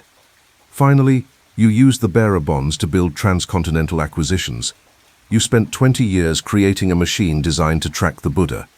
You waited for it to surface, then orchestrated a complex trap that put multiple lives at risk. All for revenge. For justice, she corrected. Delayed, compromised, morally questionable justice. But justice nonetheless. There's one thing you haven't explained, I said. Elizabeth Chen Morrison. Your son was engaged to her. What happened? Mrs. Kellerman's face went cold. My son learned that Elizabeth's grandfather, James Chen, was one of the 5 conspirators. He became obsessed with learning what Chen might have told his family about the Buddha. He courted Elizabeth, became engaged to her, gained her trust, and when she finally revealed that her grandfather had spoken of the conspiracy on his deathbed, my son used that information to track down other descendants of the 5 men. He was using her, Wolfe said. He was using her, and when I learned of it, I ended the engagement. I told Elizabeth the truth, that my son didn't love her, that he was exploiting her for information about her grandfather. I destroyed his relationship to prevent him from causing more pain. But it didn't stop him. He simply found other ways to gather the information he needed, and other people to exploit and kill. Yes, which is why, when I learned he'd resumed his quest after all these years, I decided to end it, permanently. The office was quiet except for the soft breathing of the dogs and the distant sound of traffic. Wolfe sat with his fingers interlaced over his middle seventh of a ton, thinking, "You've committed no prosecutable crime," he said finally. "Sending me the Buddha was not illegal. Manipulating events was unethical, but not criminal. You'll face no legal consequences for your actions. But you've destroyed your son, exposed your husband's crimes, and ensured your family name will be forever associated with wartime atrocity. Was it worth it?" Mrs. Kellerman stood, leaning on her cane. "My family name was already associated with atrocity, Mr. Wolfe. I just made it public. As for my son, he destroyed himself the moment he chose murder over morality. I simply ensured his destruction would serve a greater purpose." She moved toward the door, then paused. "You're going to write a full report of this case. I know you. You'll document everything, including my role in orchestrating events. I have no objection. Let the world know how I used you, manipulated you, put you in danger to achieve my ends. It's no worse than what my husband and son did. The difference is, I'm willing to admit it." After she left, I looked at Wolfe. "She's right, you know. We can't touch her legally. Everything she did was carefully planned to avoid prosecution." "I know, and I'm not certain I would want to prosecute her if I could. She stopped a murderer, exposed a historical conspiracy, and brought truth to light, however questionable her methods." "You're not angry about being manipulated?" "I'm furious, but I'm also aware that without her manipulation, Kellerman might have succeeded. More people would have died. The truth would have remained buried. Sometimes, Archie, the ends do justify the means, though I hate admitting it." He stood and moved toward the door, the dogs following. "I'm going to the plant rooms. I've been away from my orchids for too long, and they require attention. Tomorrow, we'll compile a full report. Tonight, I need to be surrounded by things that don't lie, don't manipulate, and don't commit murder for profit." I watched him climb the stairs, the Dobermans trailing behind like a living river of muscle and loyalty. Then I turned back to my desk and the half-finished report. The bronze Buddha sat in an evidence room somewhere, its secret finally revealed. Heinrich Kellerman Jr. sat in a jail cell, awaiting trial for 4 murders. Mrs. Constance Kellerman sat in her mansion, having sacrificed her son to punish her husband and cleanse her conscience. And Nero Wolfe sat in his plant rooms, tending orchids and trying to wash away the taste of being used as someone else's weapon. The curse was broken. The conspiracy was exposed. Justice was served. But the cost had been high, and the moral equations remained unsolved. Some curses, I reflected, were more complicated than mere superstition or poison. Some were woven into the fabric of families, passed down through generations, waiting for the right moment to destroy everything they touched. The bronze Buddha's curse was finally over, but its legacy would haunt the Kellerman family forever. Saturday morning arrived with unexpected sunshine, as if nature itself wanted to wash away the darkness of the past week. I found Wolfe in the office at his customary post-breakfast hour, looking more settled than he had since the Buddha arrived. The 5 Dobermans were distributed around the room in relaxed positions, Caesar at his feet, Mars by the door, Apollo at the window, Minerva near the bookshelves, Diana by the safe. "Inspector Kramer is coming at 10, Wolfe announced without preamble. "He wants a complete explanation of the case, not just the facts we've already provided, but the psychological framework, the motivations, the full context. He's bringing the federal prosecutors and representatives from the State Department. They want your grand summation. They want to understand how a 95-year-old woman orchestrated 4 murders by proxy, used a bronze Buddha as bait for a trap, and manipulated everyone involved, including the police and me, to achieve her revenge. Are you going to tell them?" "I'm going to tell them everything. The complete truth, however uncomfortable. They deserve to know how thoroughly they were outmaneuvered." At precisely 10 o'clock, our office was crowded with official visitors. Inspector Kramer and Sergeant Pearlie Stebbins represented the NYPD. Assistant U.S. Attorney Margaret Fenton and her deputy, a sharp-eyed young man named David Ross, represented the federal prosecutors. 2 State Department officials, William Hammond and Dr. Lisa Chang, completed the assembly. They arranged themselves in chairs Fritz had brought in, creating a semicircle facing Wolfe's desk like students before a professor.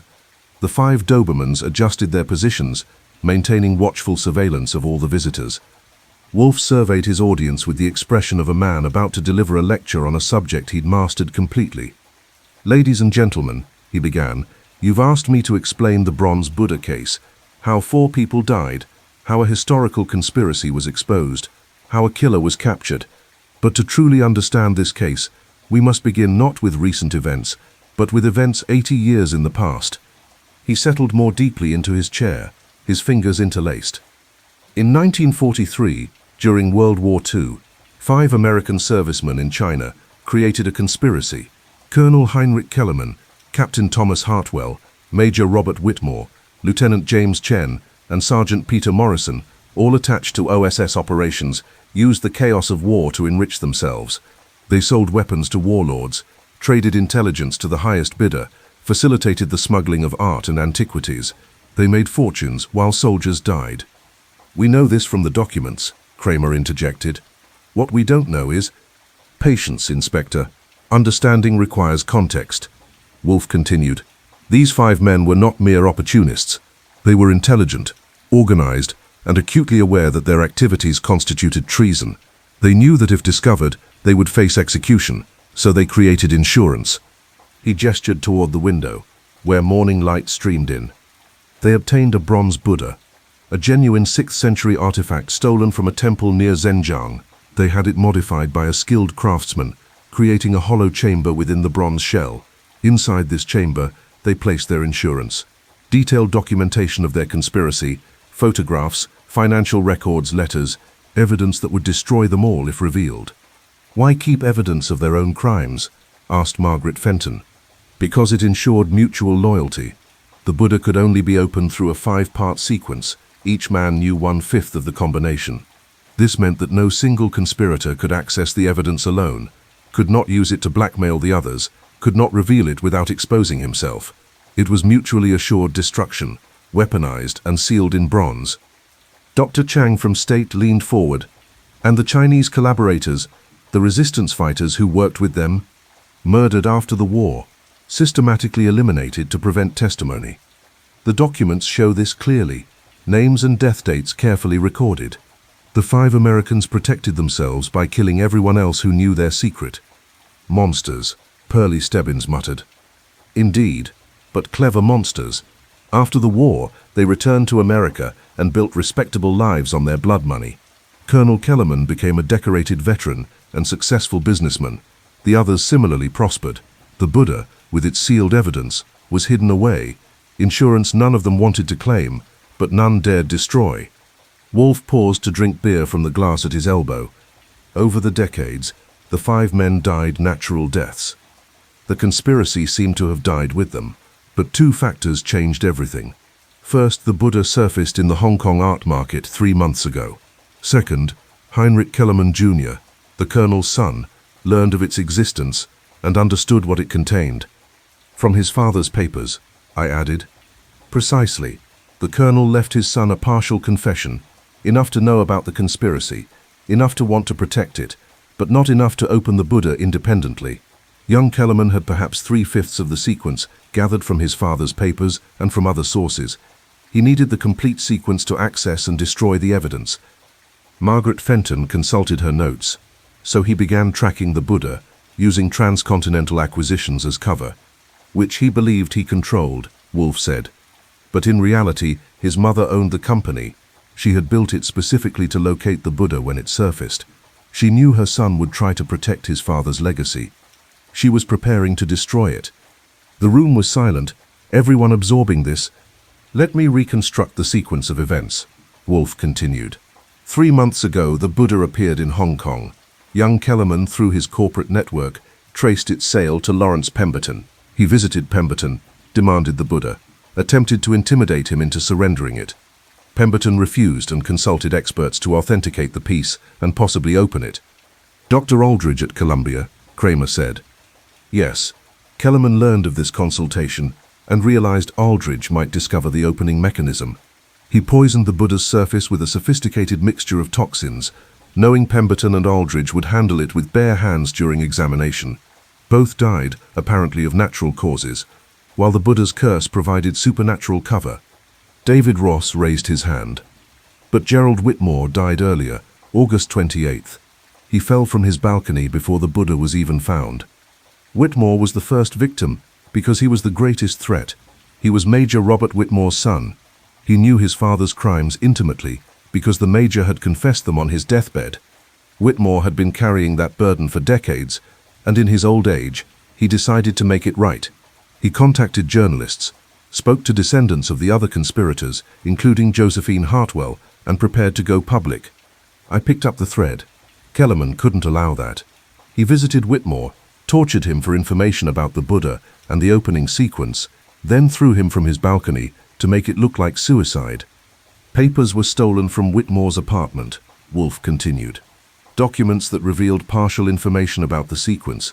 Kellerman was assembling the pieces, killing anyone who could stop him, working toward the moment when he'd have complete knowledge and could destroy the evidence. Then his mother intervened, Dr. Chang said.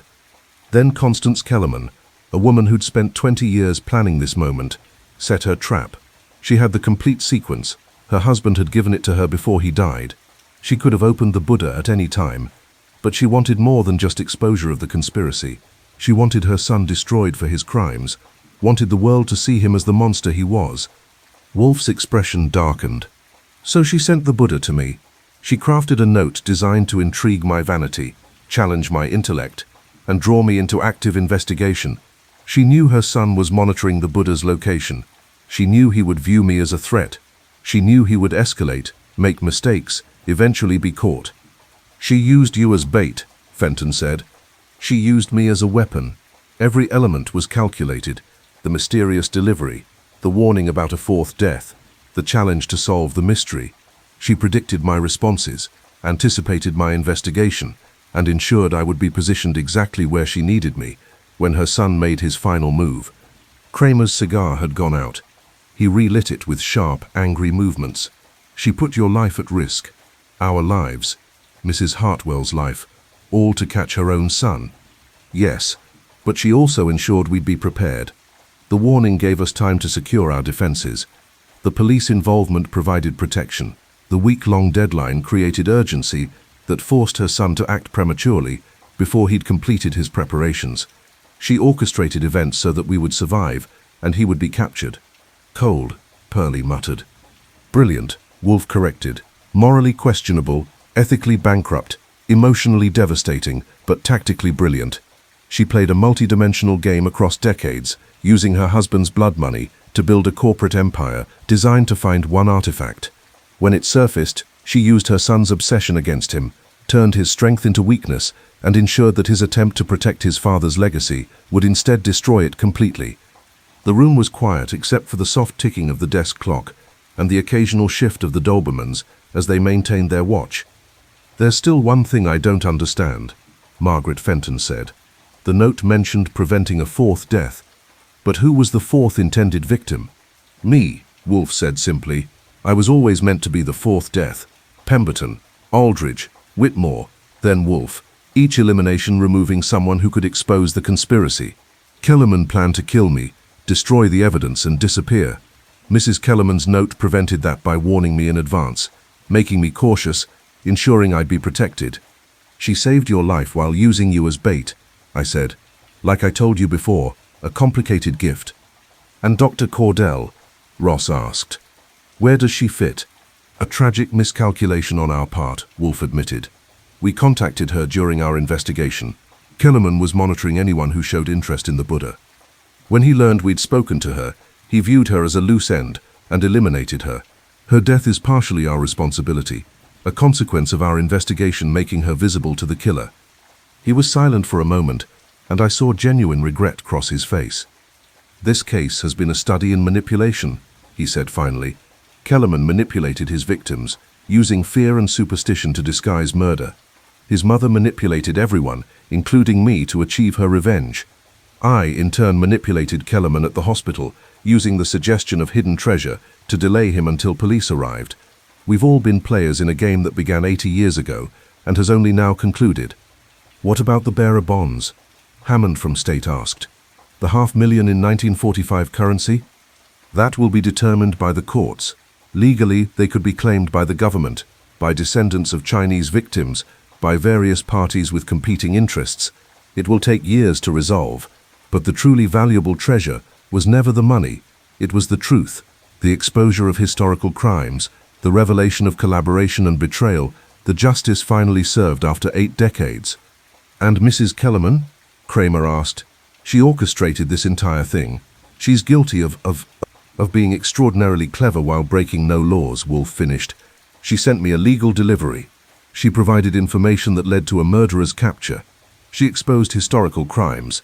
She did nothing prosecutable, even as she manipulated events to destroy her son and punish her husband's memory. That can't be legal, Pearlie protested. It's not illegal, Fenton corrected reluctantly. Unethical, yes. Morally questionable, absolutely. But criminal? No. We have no basis for prosecution. Wolfe nodded. Which, I suspect, was her intention from the beginning. She wanted the truth revealed, her son imprisoned, her husband's legacy destroyed, all without facing legal consequences herself. And she succeeded completely. He looked around at the assembled officials. The Bronze Buddha case is closed. Heinrich Kellerman Jr. will stand trial for 4 murders. The historical conspiracy has been exposed. The evidence has been preserved for historical record. Justice, however delayed and compromised, has been achieved. That is the complete truth of this affair. Dr. Chang stood. Mr. Wolfe, on behalf of the State Department, I need to ask, will you be making this information public? The implications for U.S.-China relations, for the reputation of the OSS and American intelligence services. I will provide a complete report to the authorities. What they choose to reveal publicly is their decision, not mine. But I will not be complicit in burying truth for diplomatic convenience. Too many people have already died because secrets were kept. Fair enough. The meeting broke up gradually. The officials filed out, each with their own concerns and responsibilities. Kramer was the last to leave. He paused at the door. Wolfe, you were used, manipulated, put in danger, and you're not even angry. I'm furious, Inspector, but anger changes nothing. Mrs. Kellerman played her game, I played mine, and the outcome was just, if not the methodology. I can live with that. Can you live with knowing that a 95-year-old woman outsmarted you? Wolfe's lips twitched in something that might have been a smile. I can live with knowing that I was the instrument of justice. However I came to that role, the wounded pride will heal. The solved case remains. After Kramer left, I turned to Wolfe. So what now? Back to routine? Back to refusing cases and staying in your fortress? Back to orchids, he said firmly. Back to beer and books and meals prepared by Fritz. Back to a life where bronze Buddhas and ancient conspiracies don't invade my home and force me into the outside world. You did good work, you know. Leaving the Brownstone, facing the danger, solving the case. I did adequate work under extraordinary circumstances, but those circumstances are concluded, and I have no desire to repeat them. He stood, signaling the conversation was over. I'm going to the plant rooms. Theodore and I have neglected the phalaenopsis, and they require immediate attention. Do not disturb me for anything short of fire or murder. Got it. Orchids trump everything else. Always, Archie. Always. I watched him climb the stairs, the 5 Dobermans trailing behind. Caesar and Mars flanked him. Apollo led the way. Minerva and Diana brought up the rear. A living honor guard for a man who'd solved an 80-year-old conspiracy and exposed a master manipulator, but who just wanted to tend his flowers. The bronze Buddha sat in an evidence room, its secret revealed, its curse broken. Heinrich Kellerman Jr. sat in a jail cell, his murders exposed, his father's legacy destroyed. Constance Kellerman sat in her mansion, her revenge complete, her conscience perhaps a bit lighter. And Nero Wolfe sat in his plant rooms, surrounded by orchids that didn't lie, didn't manipulate, and didn't commit murder. The case was closed. The truth was revealed. Justice was served. And life, somehow, would return to normal. Whatever normal meant after a week with a cursed Buddha. 3 weeks later, life at the Brownstone had indeed returned to something resembling normal, though the new steel-reinforced front door and the upgraded security system suggested that normal had been redefined. It was a Thursday evening in late October. I sat at my desk, finishing the final version of the case report, all 127 pages of it, documenting every detail of the bronze Buddha affair. Wolfe was in his chair, reading a new translation of Brillat Savarin's The Physiology of Taste, and occasionally grunting in disagreement with the translator's word choices. The 5 Dobermans had returned to their pre-crisis routines. Caesar dozed beside Wolfe's desk. Mars had claimed his position by the door. Apollo kept watch at the window, though with notably less intensity than 3 weeks ago. Minerva rested near the bookshelves. Diana, the most affected by the violence, had finally stopped her nervous pacing and now slept peacefully near the safe. Fritz appeared in the doorway, his expression suggesting news of some import. "Archie, there is a delivery, a crate, similar to the one that arrived 3 weeks ago. The driver insists it must be given to Mr. Wolfe personally." Every Doberman in the room was instantly alert. Mars growled. Caesar was on his feet. Even Wolfe looked up from his book with an expression of profound alarm. "I am not accepting any deliveries," Wolfe declared. "Send it back. Refuse it. Burn it in the street if necessary. The driver said to tell you it's from Mrs. Kellerman. He said you'd understand once you opened it." Wolfe and I exchanged glances. After a long moment, he sighed with the resignation of a man facing an inevitable unpleasantness. "Very well, bring it in, but have the driver wait. If this contains another cursed artifact, I'm sending it directly back to its source." Fritz returned with a crate, smaller than the Buddha's had been, perhaps a foot square. He set it on my desk, and we all regarded it with deep suspicion. "Well," I said, "someone has to open it." "You're the assistant. Assisting includes opening potentially dangerous deliveries." "It could be a bomb. Then we'll know shortly." But Wolfe had moved closer, curiosity apparently outweighing caution. I used my letter opener to pry up the crate's lid.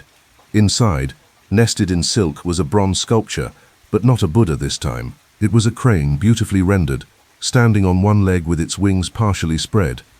Attached to its base was an envelope. I opened the envelope and read aloud. "Dear Mr. Wolfe, please accept this gift as a token of my appreciation for your service in bringing my son to justice. The crane is also 6th century Chinese bronze, authenticated and entirely curse-free. It contains no hidden compartments, no secret documents, and no poison on its surface. It is simply a beautiful object, given in genuine gratitude. You were correct to be angry about my manipulation. I used you shamelessly, put you in danger, and orchestrated events to achieve my personal revenge, while pretending to seek justice. For this I do not apologize. It was necessary, and it worked, but I do acknowledge the debt I owe you. My son will spend the rest of his life in prison. My husband's crimes have been exposed. The truth has been revealed. I have achieved everything I sought, at the cost of everything that mattered. I am alone now, wealthy and vindicated, and utterly isolated. Perhaps that is justice of a different sort. Thank you, Mr. Wolfe, for your brilliance, your courage, and your willingness to be the weapon I needed. I hope the crane brings you more pleasure than the Buddha brought pain. With complicated respect, Constance Kellerman." Wolfe studied the bronze crane without touching it. It was indeed beautiful, every feather individually detailed, the posture perfect, the expression serene.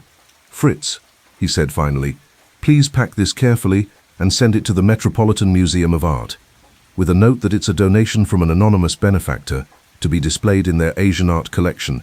Include documentation of its authentication." "You're not keeping it?" I asked. "I do not want reminders of this case in my home.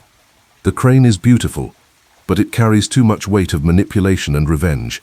Let it be appreciated by the public, where it can bring pleasure without the burden of our particular history." Fritz took the crate away. The delivery driver was sent off with payment and thanks, and Wolfe returned to his chair and his book, though I noticed he wasn't actually reading anymore. "She's right, you know," I said. "She got everything she wanted. Her son's in prison. Her husband's reputation is destroyed. The truth is out. She won completely." "She won nothing," Wolfe replied quietly. "She destroyed her family, isolated herself, and ensured her name will be forever associated with conspiracy and murder. She traded human connection for abstract justice. That is not victory, Archie. That is tragedy. But the case is solved. The mystery is closed." The mystery is closed, but its consequences will echo for years. Families of the Chinese victims are already filing lawsuits. The State Department is managing a diplomatic crisis. Historians are reassessing the OSS's wartime activities. We solved one puzzle and created a dozen more. He set down his book with finality. This is why I prefer to remain in my home, surrounded by orchids that require nothing but water and proper temperature, reading books by authors safely dead and beyond, complicating my life. The outside world is messy, complicated, and filled with people like Constance Kellerman who use others as instruments of their will. And yet you left your home. You investigated. You solved the case. I did, and I was effective. But effective and enjoyable are not synonyms. He glanced around the office, at the repaired walls, the new door, the upgraded security. This house was violated. My routine was disrupted. My life was endangered. All because someone clever knew exactly how to manipulate me into doing what she wanted. Will you refuse the next mysterious case that comes along? He was silent for a long moment. Probably not. My curiosity is my weakness, and clever adversaries will always exploit weakness. But I will be warrior, more cautious, less willing to accept challenges at face value. The phone rang. I answered to find Lon Cohen on the line. Archie, you see the news? Federal prosecutors just announced they're opening formal investigations into American wartime profiteering in China. They're using the Buddha documents as evidence. This is going to be huge congressional hearings, international investigations, the works. I saw it coming. Also, the Chinese government is formally requesting return of the Buddha and all related artifacts. They're calling it stolen cultural heritage. State Department's going to have a field day with this one. Not our problem anymore, Lon. The case is closed. Maybe for you, but the story's just beginning. I'm writing a book about this. The Curse of the Bronze Buddha, murder, conspiracy, and an 80-year-old secret. I want to interview Wolfe for it. Exclusive insights from the detective who solved the case. He'll refuse. Figured. But ask him anyway. Also, I need that exclusive you promised me. Full details of the case, on the record. I looked at Wolfe, who was listening to my half of the conversation with obvious distaste. He shook his head firmly. Sorry, Lon. Mr. Wolfe says the case report is with the authorities. They'll decide what gets released publicly. We're not adding to the circus. Come on, Archie. Goodbye, Lon. I hung up. Wolfe grunted approval. The circus will continue without us. Lawyers will argue, diplomats will negotiate, historians will debate. We have done our part. The rest is theater. Fritz appeared again, this time with a satisfied expression. Dinner is ready, sir. Your favorite duckling with apricot sauce, potatoes, Anna, Brussels sprouts with butter, and for dessert, chocolate soufflé. Finally, Wolfe said, standing, something uncomplicated and purely pleasurable. We moved to the dining room, the 5 Dobermans trailing behind. Over the magnificent meal Fritz had prepared, Wolfe's mood gradually improved. By the time the soufflé arrived perfect, risen to impossible heights, chocolate dark and ethereally light, he was actually smiling. Archie, he said between bites of soufflé, make a note. From this day forward, no deliveries are accepted without thorough inspection. No mysterious crates, no anonymous challenges, no artifacts of any kind, cursed or otherwise. If someone wants my services, they can come through the front door, state their business clearly, and accept my fees without theatrical embellishment. Noted. Though I suspect people will keep trying to intrigue you with mysteries. Let them try. I will be impervious to their machinations. Like you were impervious to Mrs. Kellerman? He glared at me, but there was no real heat in it. I will be more impervious, significantly more impervious. Impervious to a degree that will frustrate mystery makers everywhere. Sure you will. After dinner, we returned to the office. Wolfe went back to his book. I finished the case report, printed it, filed it in our records. Another case closed, another mystery solved, another set of complications laid to rest. Around 10 p.m., I stood to head to bed. I'm calling it a night. You staying up? For another hour. I want to finish this book and then check on the Cattleyas. Theodore reported some issues with temperature regulation in the plant rooms. The orchids need you more than cursed Buddhas do. The orchids need me more than anything does. They are my refuge, my peace, my reminder that beauty can exist without complication. I left him there, surrounded by his books and his dogs and his carefully ordered world. As I climbed the stairs, I heard him speaking softly to Caesar, who'd moved closer to his chair. Yes, my friend, we are home, safe, secure, and entirely unwilling to leave again anytime soon. Caesar's tail thumped agreement. In my room, I looked out the window at the street below. The Brownstone sat quiet and peaceful, its lights warm, its new door secure, its occupants safe. Somewhere across town, Mrs. Kellerman sat in her mansion, alone with her victory and its costs. Somewhere in a jail cell, her son contemplated his father's legacy and his own crimes. Somewhere in a museum or evidence facility, the bronze Buddha sat serene and empty, its secrets finally revealed. And here, on West 35th Street, Nero Wolfe and his 5 Dobermans settled into their evening routine, having solved an 80-year-old mystery and lived to tell about it. The curse was broken. The truth was revealed. Justice was served. And somehow, improbably, we'd all survived. I climbed into bed, turned off the light, and allowed myself a final thought about the case. Mrs. Kellerman had been right about one thing. Wolfe was brilliant enough to solve her puzzle, brave enough to face the danger, and stubborn enough to see it through to the end. What she hadn't counted on was that he was also wise enough to recognize manipulation when he saw it, and gracious enough to accept being used if it achieved a just result. That was the real genius of Nero Wolfe. Not just his deductive abilities or his encyclopedic knowledge, but his understanding that sometimes being someone's weapon was the price of being someone's savior.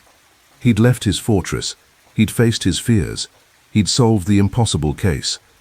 And now, thank God, he was home again, where he belonged.